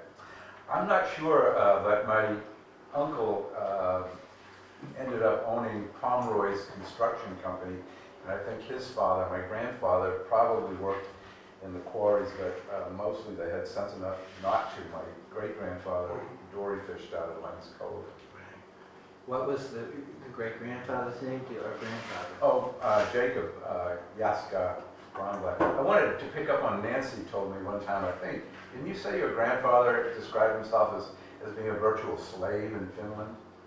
Getting back to Kasta? I don't remember this. Oh. No, I don't think it was me. I don't remember Oh. that time. But they came over, and I think because of a lot of those, anyway. Raymond? My great grandpa. He's the only one that I know of. I don't know who you are. I'm Annie Melanson. I'm not a Finn at all. My glancing relationships with the Finn community. When I first moved here in '78, I lived in the Sepulveda house in Folly Cove, which still had plumbing in half the rooms, all these little rooms divided because people would come over one by one, bring more family people. It was like, you know, a family and boarding house until people made their way to another place. The other thing was I worked my pottery studio at Robert Natty's for 25 years and would, I was an honorary Natty at the family reunions. Yeah. And Robert told me so many stories when we worked together every day. And I know his father, I think his father's name was Heinrich? Eric. Was it Eric? Yeah. Why was I thinking of, okay, so he worked in the quarries. Okay, see, I don't remember, because I'm a natty also, I'm Klingler natty. Oh, okay, yeah. But I wasn't sure, I was gonna mention that, but see, I have that, all that stuff. Now, why did I think his name was Heinrich? Hmm? Oh, I was thinking his name was Heinrich, but I may be confusing No, it's something else. Eric, So Eric, yeah, it's okay. Eric, yeah. Yes, that's right. Yeah. Eric and Matilda. Hmm? Eric and and Matilda, yeah. right, and they lived right across from Kenny's. Yeah, homestead that's right. That was the homestead, and Yeah. I've heard a lot of stories about that. Yeah. And of course, some of Susie Natty's stories come from the legendary Finnish upbringing in Lanesville, especially her Christmas story. So I'm like a fake Finn wannabe. A wannabe Finn, that's what I was called, a wannabe Finn. The good news is that everyone is welcome. Mary, did you? Yeah, my grandfather worked in the quarries, and at one point I went to the Rockport Town Hall to look up death certificate, and I know he died from silicosis, but it says tuberculosis. So I'm wondering, you know, was that done so there was no, you know, repercussion to the company or whatever? I know Wally had mentioned his grandfather. Yeah. Yeah. How about here, gentlemen? Anybody? Quarry? No, I just wanted to say that one of the last remaining blacksmith shops is right across the street here, which is a house now, just got sold for probably a little less than $500,000. Yeah. But that was the blacksmith shop for the quarry, and I'm sure that went on locally here. Other than that, no, Okay. I'm just a hanger on here. Yeah, and myself, I'm you know, not from the area, but I know I had relatives here going back, you know, the 1900 to the 1930s, 1940s. But I'm recollecting like old family stories. So we can always do follow-up. Yeah.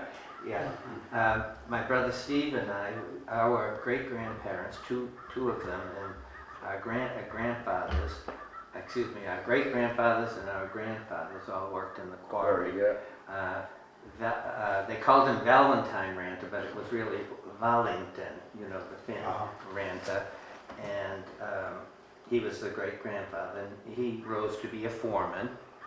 And he had an accident in the quarry in the late 20s, and that made him disabled, so he couldn't work.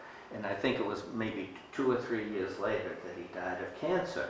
It was a big, something on his leg, you know, really a chunk of granite or something.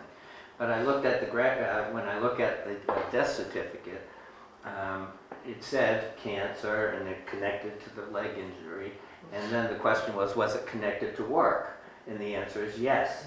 But of course that was in the 1920s. You can imagine what could happen nowadays if it's work related. But there is no family story that he was able to collect from that. His son, our grandfather Elias Emil Ranta, worked for a while in the quarry, but not for a long time. Our great grandfather Alexander Sari worked in the quarry and he became a foreman as well. And his son, our grandfather Alexander Sari, did too. Junior, right? Yeah. Junior, yeah. Till the quarries closed. Anybody else? Yes. I think whether or not they worked in the quarries, there was a category of people known as stonemen around here who really were just excellent masons, and you can see their work around everything from Hammond Castle to the beautiful place up on Lever Street, which I think is just this masterpiece, which I heard somebody did in their spare time, and the joints were all even and formed and everything, and it's just incredible work that was done. The Pomeroy Granite Company that my uncle ended up, construction company that my uncle ended up owning, did most of the granite work on Eastern Point, I was told. My uncle used to give me a granite tour and point out his favorite construction and stuff, and very, very proud. It's really a lost art.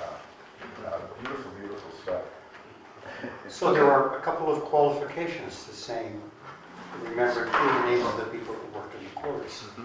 From looking at the handwritten account books of the agreements, where, as Charles Rogers said, these men do not understand the obligation of a handshake, because it was a handshake agreement. The early records would say, Leslie Bartlett agrees to work for the Rockport Granite Company, beginning today until December for 25 cents a day. And if he stays until then, it goes to 30 cents a day. And there's a handshake. That's 1860s to 1868. The books are just filled with that. Okay? Then by the 1870s, there is the witness from the Granite Company who witnesses this. And if I'm not able to write my name, I write an X and they write my name very clearly. If I could write my name, I would write my name. You can understand all that. And then there's this very curious thing called F period, F period. which means, and many of the Finns were this, it's Leslie Bartlett only works F means if it's raining, he's not going to work. If it's winter, it's not going to work. If it's an F period means works the whole day, doesn't matter what the weather is like. You know, with the goggles that you mentioned, safety glasses became a big thing, plain pieces of glass, big round. Many of the workers refused to wear it because they said they couldn't see clearly enough for what they were doing. So, you know, they were always on this edge of danger, but fair or foul, it was, you know, this attitude from the corporation of, these men don't understand, and Charles Rogers said this, he doesn't understand the nature of the obligation of a handshake. And that's what it was forever. No one had contracts, which meant the granite company, you're out of work, it's winter, you're not working. They wanted you to agree to work with a January wage for bill of sale. Where there were reports in from, so there are columns in some of these national papers from Lanesville as well as, you know, Fitchburg, we know Quincy, that, you know, there were, Brooklyn had this sort of stuff. Now, I don't know if they had anything on quarry job availability or anything like that, but, and I don't, it's an interesting question. I don't know how they assembled all this news, whether it was telegraph or eventually telephone or something. But that was a really important part of it, is that we were not disconnected from Finnish communities around the country. We were very connected. Yeah, a couple of my students in Merrimack are from Minnesota, Finns from Minnesota. One of them, their family had a huge public bath sauna, even while she was growing up. Now she's my age. And she was well aware of Lanesville, way before I met her when she grew up out there. Right. So there was very much, and there would be speakers who came, and Yep. there was a lot of sharing of what was going on. It's a research project. Now, what can you explain about it? Apparently, one of the major newspapers, which was in the Socialist Union side, they've just been translating that and digitizing into English. Right. So that there will be a possibility of going back through all of those years and finding the Lanesville and Rockport columns in terms of what our correspondents were saying was happening here. Right, that's another project that Cape Ann Finns is undergoing. We're having, it's called the Raivaya out of Fitchburg. And it used to be a daily, and then of course in the later years, I think it folded in the 80s. It was maybe once a month. But different communities, Finnish communities, contributed to the material, including Rockport and Gloucester. Sometimes it's Lanesville and not Gloucester. And so we found someone to do some translating in hopes that we'll get some information. A lot of our history is blocked from us because of language. And so we can go and find documents, but we can't read them. So that's another promising But source. I think in general, just to get an impression, it's almost like we were just this isolated place, you know, off the map, whatever. But actually, there were incredible connections with other Finnish American communities. And then that's how they got to share theater, share music, share lectures on politics, and share union stuff. And so it was actually really an international, in that respect, community connected Finnish connections, but very culturally rich and thoughtful about politics and literature and stuff, rather than some little isolated hamlet or something like In that. terms of your own families, or maybe you have heard it from elsewhere, were there any stories about the quarries that your parents may have told in relationship to going to the quarries because the dad worked there or the granddad? Did any stories come to you at all about young people, when our parents were younger, and going to the quarry, with lunch or whatever they might do? Or was it just verboten, they stayed away? Well, there are always rites of passage connected with the quarries. Jumping off of high places, diving off of high places. My brother dove off the Nelsons. I would never dare.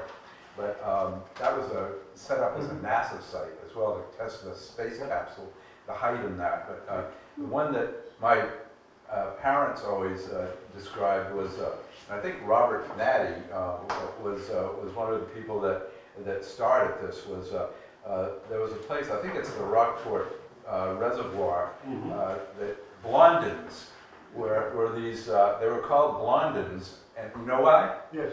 Yeah. No, what I'm saying is, you're describing chain rock. That's the spot we used to jump off of. Okay. And we measured it one time with kite string, and it's harder, but I think it was a tad over 60 feet. Yeah. And So you had to point your toes, because you never wanted to land flat-footed. So tell us about the Blondins. This is really. Well, I'm not that familiar with those, but chain rock I'm familiar with, both ways. So, you have to understand, there is no such thing as a quarry. We're talking about a fiction, right? Because quarries are holes that are dug in the ground by men who dynamite with big equipment, and mostly women don't get involved in it. I think there was one woman who owned a quarry in the United States. So that meant early on, you know, you look and you see there's marsh and a little bit of rock, and you cut a deal with the owner and you begin the quarry. So the question is, how do you get the granite out? And you would see pictures of, you might see a small boom, a boom with a mast, very small, that men could turn, okay, because they're doing a little bit. But the Blondin was named for Joseph Blondin, who was the tightrope walker at Niagara Falls. And he would go back and forth. He was You French. Yeah, and he would bring, he would cook breakfast, he would do all kinds of stuff, made a lot of money from it. So the Blondin became the idea of, if this is where we're going to take the granite out, and there are still some photographs of the Blondins from Bayview, from Old Pit, from Klondike, you would put a structure here with a very taut wire to go all the way over to there, and on it would be a carriage, okay, a cart that you could run out and drop it down, put the granite in, pick it up, and bring it back. Okay. That was cool. The problem then became when you wanted to get granite over there, because this was a single point-to-point system. This began, therefore, the process of how the bigger derricks that you're familiar with the big wires coming into the picture. In England, where they have, and in Europe where they had a lot of slate quarries, where they, like butter, and like the sandstone, cut and cut. I've seen pictures where they just had like 30 Blondins next to each other, because that was the way they did it. And they did a lot of ledges coming down. So the Blondin was the first way to do it, because they couldn't, that's how they were getting it. But as the industry expands, they go to bigger derricks, and the whole derrick technology, even before steam, comes into play. And in terms of New England, there are no examples of existing Blondins left. There was one in Barry, and it's fallen down by this point. You know.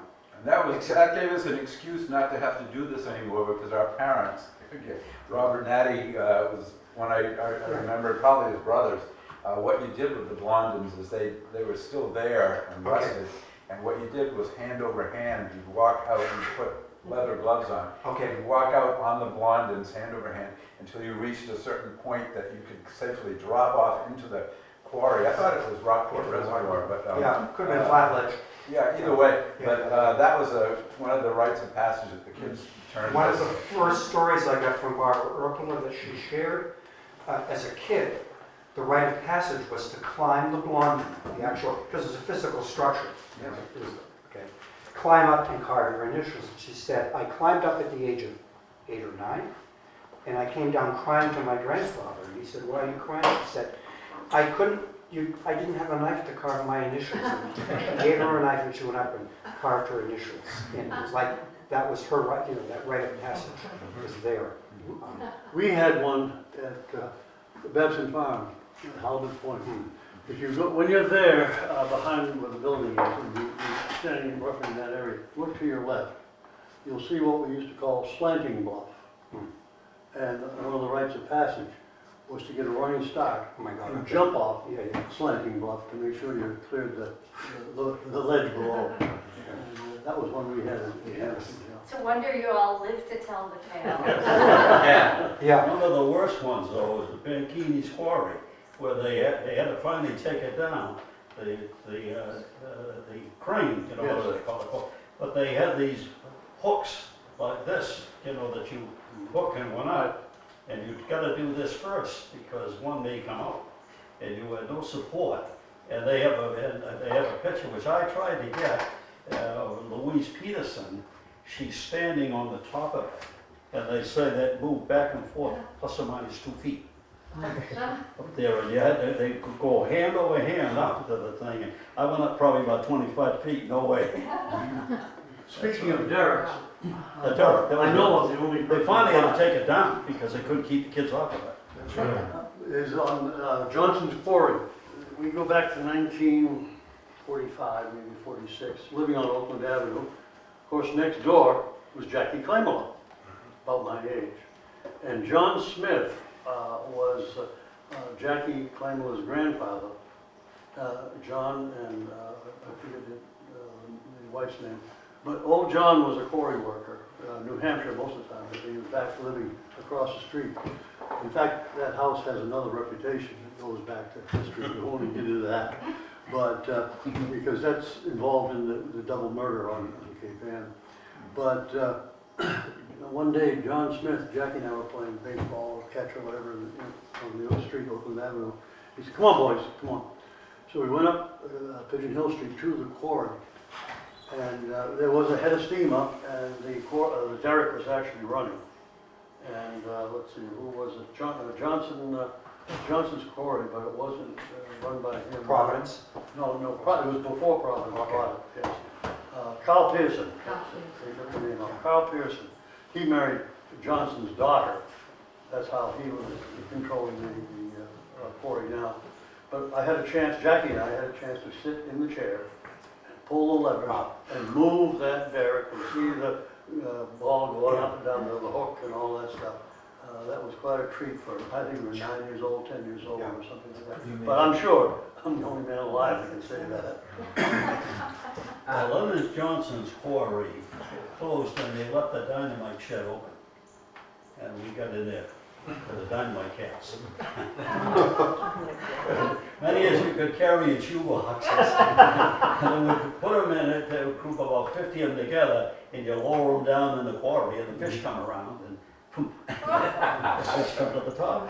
Robert, you asked about whether or not, if there were stories about the quarries, and so apparently in Gloucester, this is between the wars, World War I and World War II, but when my mother moved to Lanesville, my grandmother was very worried about the quarries, and had heard all sorts of rumors that there were bodies floating around, like stuck between the ledges, and that you would have no idea what you could find there, that there would be people who would actually die, supposedly while working, and they didn't even take the bodies out. And that, if you dove too deep, you would hit a ledge that was underneath. And of course, that did happen sometimes, but it was a big deal. And so my mother and grandmother did not approve of swimming in the quarries. Well, I was going to say back to when he's talking about swimming in the quarries, because I actually grew up swimming in this little quarry on the Claymore property in Lanesville. Anyway, but as I got older, a teenager, I didn't want to be around my aunts and whatever relatives, so I used to go. I actually went to the one in Bayview, which I don't know, it was an old pit, big pit. Anyway, I think it's the one that's the reservoir now. Klondike. Well, I jumped off. There was one top. It was called a dome on one side. I don't think I jumped off that. I kind of went out, but I jumped off the other side, and then which was really steep. And then, well, Kenny's Quarry, they used to call it highest, but that wasn't as high as one at Klondike. But I used to jump off there. Yeah, Kenny's really high though. And I jumped off at Bianchini's Quarry too. The one at Hallbrook Point. I remember going up there and we jumped off the big thing there. And I think you can verify what I said about my mother. Because when definitely. your boys were, David and your boys growing up, my mother would still would not want him to go Right, there. because my son, I had two sons the same age, one of them the same age as his nephew David, and he used to come to the grandmother's house every summer. And Raymond's mother, I lived right next door, but David was like my third son, and she at first wouldn't allow him to come with myself and my children, my sons, up to the little swimming quarry, because she said quarries were too dangerous. Well, But we tried to explain to her, because it was just a grassy area and it wasn't one of the real, you know, one with the high ledges. One of the dangers of the quarries that was drummed into us as children is never play in the grout pile. Yes. Right. You better believe it. Because there were two young boys that were playing in the grout pile at Holiday Point, climbing it or whatever, and dislodged a stone. Yep. And they had to finally get their bodies out, but they were crushed in that landslide. That was the one in the 60s? No, this was The in 30s? No, this was before, it was in the 30s. Yeah. It was in the 30s Yeah. that happened. Yeah. But we always said, we were out playing, don't climb, because we used to find caves in there, and places you could wiggle in, and, you know, we wouldn't tell the folks, but they had a grout piles. Was one of the Well, my understanding of that, there were 4 kids. That's correct. And the 2 jumped off the end, because they were pushing the stone in front. That's my story. So I've got, I don't know if it's the same, but I've got the newspaper article from like 1930, 31 of 4 people from Medford or somewhere from off the Cape who come. I don't know how they were doing, but 2 of them do dislodge the stone. They go down underneath the stone. And the horrific event was, so it's tons of granite on top of them. They called accomplished granite workers in, and they had to cut the stone away for 6 hours to get to the bodies. Right. I mean, it was like, it's incomprehensible. Yes, that's the story, that's the one. The big problem was that you had people that aren't familiar with quarries, maybe that come from out of town, Yeah. they see a quarry, they want to go swimming, they start climbing all over these grout piles, and before you know it, there's a tragedy. Yeah. You know, and that's the key. If you grow up around these quarries, like most of us have, we know where to go and where not to go. I mean, one of the big, bringing it right to the present and knowing how the hot points are Vernon's and half of Nelson's, and with the pandemic last year, and I play croquet up at Den of Hickory Street, so I see a lot of the people. Most of the people coming from off Cape Ann are looking for the pond. They have no concept of what a quarry is. And they would be happy going in Day Pond, which is the joke, which of course is, you know. I'm going to change the subject, but not really. I had a very old postcard of, I think it was Red Rock, Wisconsin. Are you familiar with that at all? Well, anyways, but it was a picture of like, you know, all these workers, like a long line of things. So I got in touch with the Historical Society out there. And they were so happy to have this postcard because I had had it for years. I think it must have come from my grandparents or my aunts or somebody. But I kept looking at it and I said, you know, it really should go to those people. And then they were more than happy to take it. But yeah, I know that's totally changing the subject. But Well, no, actually, no, but it fits because the whole comment about between the wars and the unease around the quarries. So is this the 30s, 40s? What are you talking of? Are you talking your parents, grandparents? Of not wanting people to go in the quarries? Somebody was talking about? No.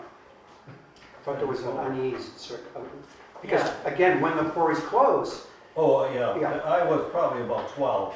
Okay. And I'm 88, so you do the math. I mean, so, but, you know, it seems simple, but what we're talking about here and this history coming forth, where there is a big part around the quarries, and there's more about it as well. In the world of keeping track of the history of quarries, there's one website in California called Of Quarries and Beyond, where this couple lovingly started to document and bring together all of the information, state by state by state. There's nothing on Massachusetts, neither Quincy nor nothing. Vermont has been huge. That is, I mean, every article conceivable, everything you can think of. It's of quarriesandbeyond.org. All right?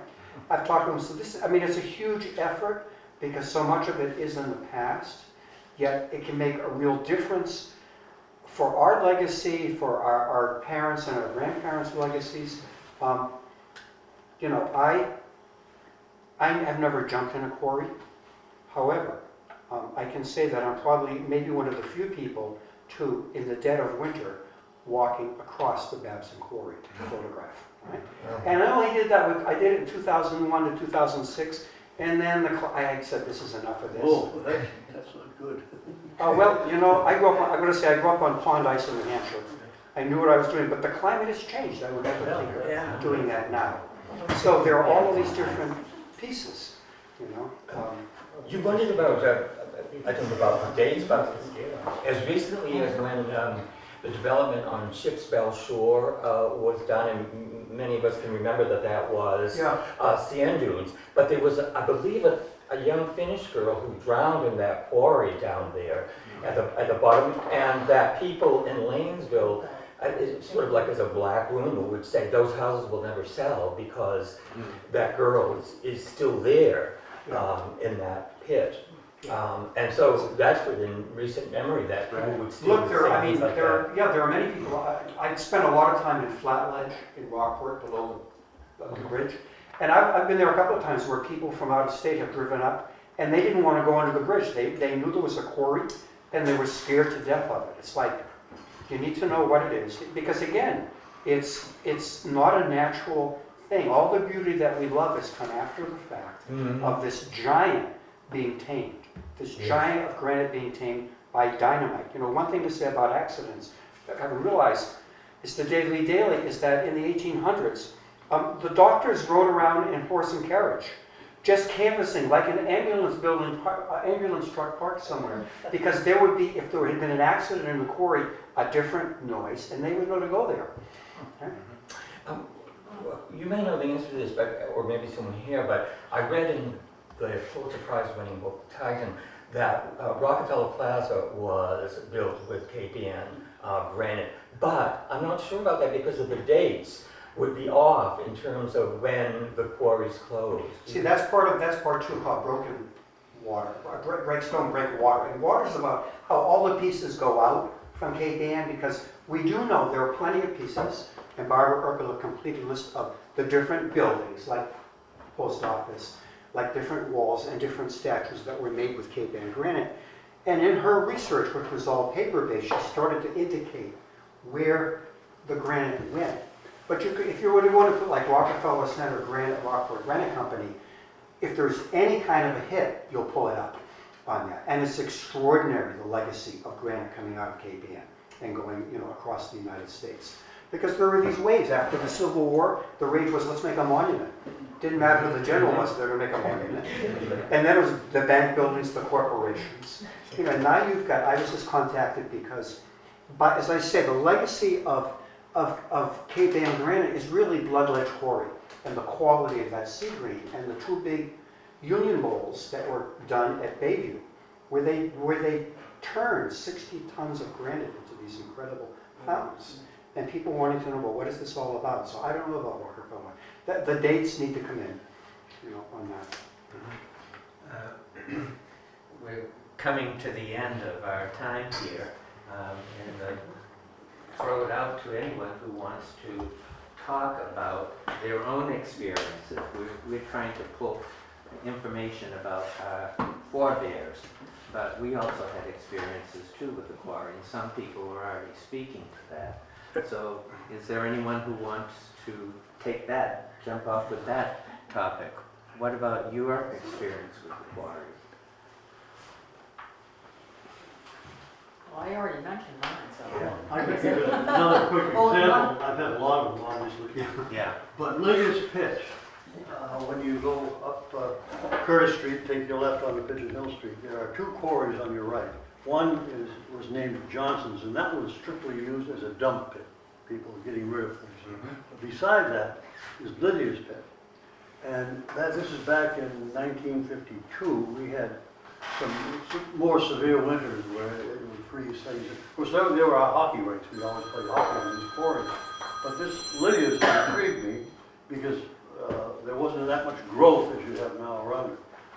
So my classmate, Tom Harmon, who stood 6'7" and weighed 265 in high school, big lad, was riding shotgun with me in my 35 Chevy. And we took a spin out on Lydia's Pit, doing donuts around it because the ice was thick enough, and drove back off of it, no problem. And I told my dad about it. He said, well, I told you, as long as you got 3 inches of ice, there's no problem. Right. And that's what we did that. I just have another thing? Is it okay? Sure. Oh, Barker's Quarry, that was also on the Claymore property. And my mother and my aunt talked about swimming in Barker's Quarry. Oh, yeah? jumping off.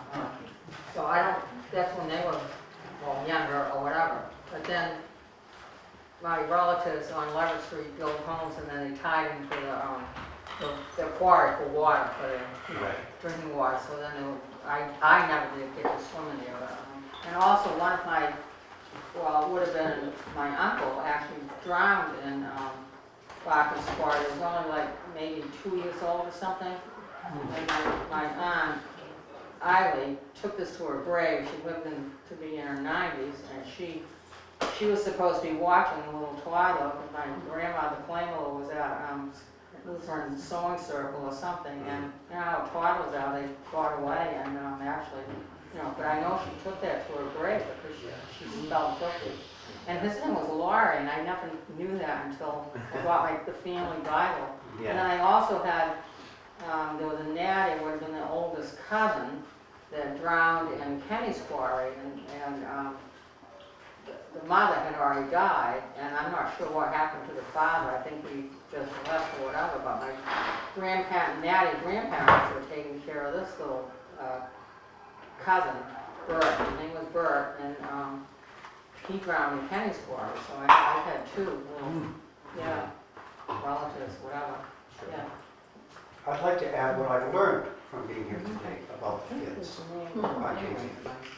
Because I always really, when the issue of the silicosis comes up, having spent a lot of... So I want to share what I've learned about the Finns today, which is, I've always kind of dismissed the issue of silicosis on Cape Ann because of there not being big granite worksheds, smaller population, and having spent time in Barrie. And here's the difference. I can say that I can see that it was very much, when the Finns came, the entire families came very quickly. Because I've heard it saying that, you know, the grandfather and great-grandfather couldn't work anymore, so there was this co-opting of the families together. That stands out. It's very different so it meant they came and they brought the family. The family was very important. They brought them as quickly as they could to be here as a group. In Barrie, Vermont, which was more Italian, a different type of worker. The story is, the father came to get the money to go back to bring the family.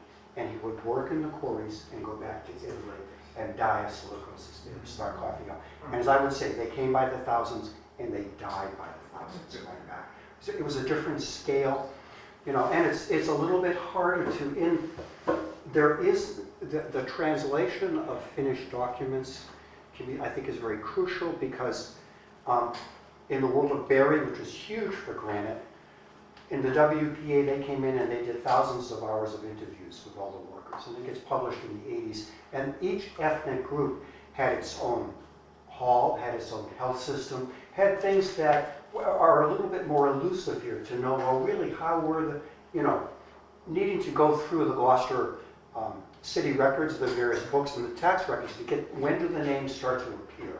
Because at first, it's really simple. There were no grocery stores. It was the company store. When I heard that the Rockport Granite Company, which was at the top of Granite Street, when they would send the truck with goods over to Lanesville, it was an overnight trip. And if you were a boy, you had the chance. That was like to go to the wilds of Lanesville. My father was one of the delivery Okay, boys. there you go, okay. And he said they backed the horse-drawn car in well, the building is there. There's still 3 arches on the front of that building. Yeah. And those were where they backed in the horse-drawn car. And he said exactly that. His favorite run was all the way to Hodgkins Cove, where there was a big rooming house there. And that was an overnighter. And I think he learned a lot about life in that overnight. That's why it was his favorite. Yeah. Okay. I just wanted to, actually coming back to the, we did the male quarry workers live. And I do know that, and I think it might connect to what Raymond had said earlier, that 64 Lanesford Street that and 62, where I grew up, and Steve grew up in my dad, up in the apartment above our dad's store, was originally, before they turned it into our apartment, was a center hallway upstairs and 6 rooms, 3 on one side, 3 on the other, for the bachelor quarry workers. So the quarry worker whose family was back in Finland. Then to the right of us is 64 Langsford Street, and the Andersons had lived there, then the Wayno Erickson family, and now Judith Olson is there. That used to also be another place for the single boarders. And someone also mentioned that everybody used to rent rooms or have boarders. If you look at the census from back at that time, it's, you know, there might be 8 people in the building, 4 might be family, the rest could be boarders. So it was very a popular way to live and to make an earning to bring the rest of the family over. Because that's really interesting. In one census, I believe in 1930, of my grandfather and great-grandfather, and they all had the same name. And then there was one person listed, and it was an English name, I don't remember. But then there was no other detail, but it said unrelated, you know. And so we assumed. And something I just read recently that some people may find interesting. I believe in Richmond there is a Confederate monument that was built with Cape Ann granite, and there was a proposal that they should be taken down, and the granite should be shipped back to Cape Ann as a monument to the workers, who would be appalled to think that their work, so to speak, was part of a memorial to an unpleasant part of our history. Does anyone else want to weigh in? Peter? I like the international thing. Anybody remember or know Ernie Titoni? Yeah. Tony's father. Yeah, I used to work with him. He was one of the foremen on the DPW. I had a summer job in the highway department. Ernie was a prince, a really great guy. He was a boxer and all kinds of. I think he actually even worked in the quarry. But I thought he was a Finn because he had a vowel on his last name. I thought it was Tetany, and he could speak Finnish fluently. And he said he learned it working in the quarries with the Finns. Right. That reminds me of my whole career. Ranta ends in an A, and everybody thought I was Italian. And I'd always say, no, I'm a faux Italian. They couldn't figure out because I'm taciturn. And you know, Italians are not. And they couldn't figure me out. I was asked that too myself. Yeah. When I was in high school, I worked at Hilderness Market. It was the best job in town. Yeah. Because you could listen to WMEX, deliver groceries, ride the new Chevy station wagon. Life Kenny, once in a while, when he got mad, he'd use some Finnish words. So I just started using them, and the Finn ladies would come in, Baha Boika, what are you doing that? I just played to Kenny. So I stopped using those Finnish words. Sure. I'd like to know what the very first Finn word that people learned when they were younger. Buska. Buska. Yeah?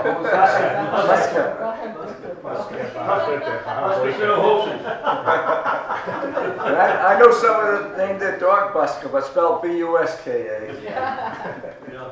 Not the same. Okay. Last call. I just wanted to say that in regard to the story of everybody living in the same house, my house is right here in the corner, and it had 10 bedrooms when I bought it in 1975. Wow. 10 bedrooms, so it's a 3-story house, you see, and so there was 4, 4, and 2 bedrooms, and I guess there was 1 kitchen in the first floor, and then they built a bathroom sometime around the 30s when they got water up here. But basically, it kept us a 10-bedroom house, and so I assume that there was a chimney in the middle. I assume that 2 guys would be sleeping adjacent with a chimney in the middle, and they would probably have their little coal stove or something like that to keep warm. The poor guy who was sleeping over here didn't get that advantage. No. You see. So, but you know, 10 bedrooms in a house like this that's how you stack them up. That's right. See. I grew up in a four-rooming house, Oakland Avenue. There was two and 4 Oakland Avenue on the corner. Olsen family, Swedish family, owned it when we moved in 1945. It still has the two front doors, if you drive by it today. It's on the corner of Oakland Avenue in Stockholm. You'll still see the two front doors. And the next house, next building was the twin to it, and it was 6 and 8 Oakland Avenue, which my folks bought in 45. And my dad, he did everything, plumbing, electrical. He turned that two-family home, also, being divided in half, there was a kitchen on each side, a soapstone kitchen, and that was the only plumbing in the entire house. The four-holer, or the Hussy in Finnish, was in the backyard in 45 when they bought that. And those both were originally Rockport Granite Company owned. So, but they bought that in 45, and Dad turned that into, you can drive by it today, a beautiful 8-room family house. There's 2 A-dormers in the front, there's a shed dormer in the back, there's a full bathroom upstairs, a half bath and laundry downstairs. He cut out staircases, took down walls, plumbed the whole house himself with hot water heat, put the expansion tank in the attic, and eventually went to the circulating pump and so forth. But he did every piece of work. Also, a breezeway and a 2-car garage. Everything he did by himself. And all I can say is, the older I get, the smarter that man gets. Mary? I was just, he reminded me, the house that I live in on North Kilby Street, I've been told by other people that it was originally built to be a Dame school, so it wasn't, it's all uneven. But anyway, when my parents bought it in probably the late 40s, Mr. Twomey, who was from Rockport, I don't know if you know him, was a carpenter. And they were taking apart the bridge, you know, the bridge at Hodgkins Cove there that goes over the little, well, my house is, you know, like up around the corner from that. So Mr. Twomey took a huge, I mean, it's gigantic, I don't know, what would you call it? Anyway, he carried that up my hill, and it's underneath my house, so it was like a wooden beam, you mean? A beam, yeah, it's a huge, think of that word. Thank you. Anyway, it's huge. It goes the whole length of my house, and I'm sure it's what's holding my house up to this day. But he carried that all by himself. I remember my mother telling me. And he never spoke English, and he would only speak to my mother because she spoke Finnish. But I mean, I'm still amazed that. Of interest is that when you mentioned Mr. Duomi, and Valerie might be able to help me here, there a woman who just turned 100 a couple of years ago now, she passed, Sivka Home, Duomi Home, and she, with her mom and dad, lived on the 2nd floor in the Heinonen house, you know, corner Taka and High Street. And she was a young girl, and she told the story of how her mom would give her the dad's lunch. Dad was working in the quarry, and she'd walk by herself right up to the quarry. But then one time, the guys had a little fun with her, and so they passed her and the lunchbox all the way down to the bottom of the quarry, so she could deliver directly to her dad, and then they moved her back up. And I thought that that was a real good story. I never heard that story. They actually reenacted it in the Circa film on the stage. That's what I was going to say. I remember reading that story in the handouts at that film. Right, it's in the Circa film. Right. I think we should stop, and if you have materials for copying or photoing or whatever, you can come right over here. If not, you can bring them the next time.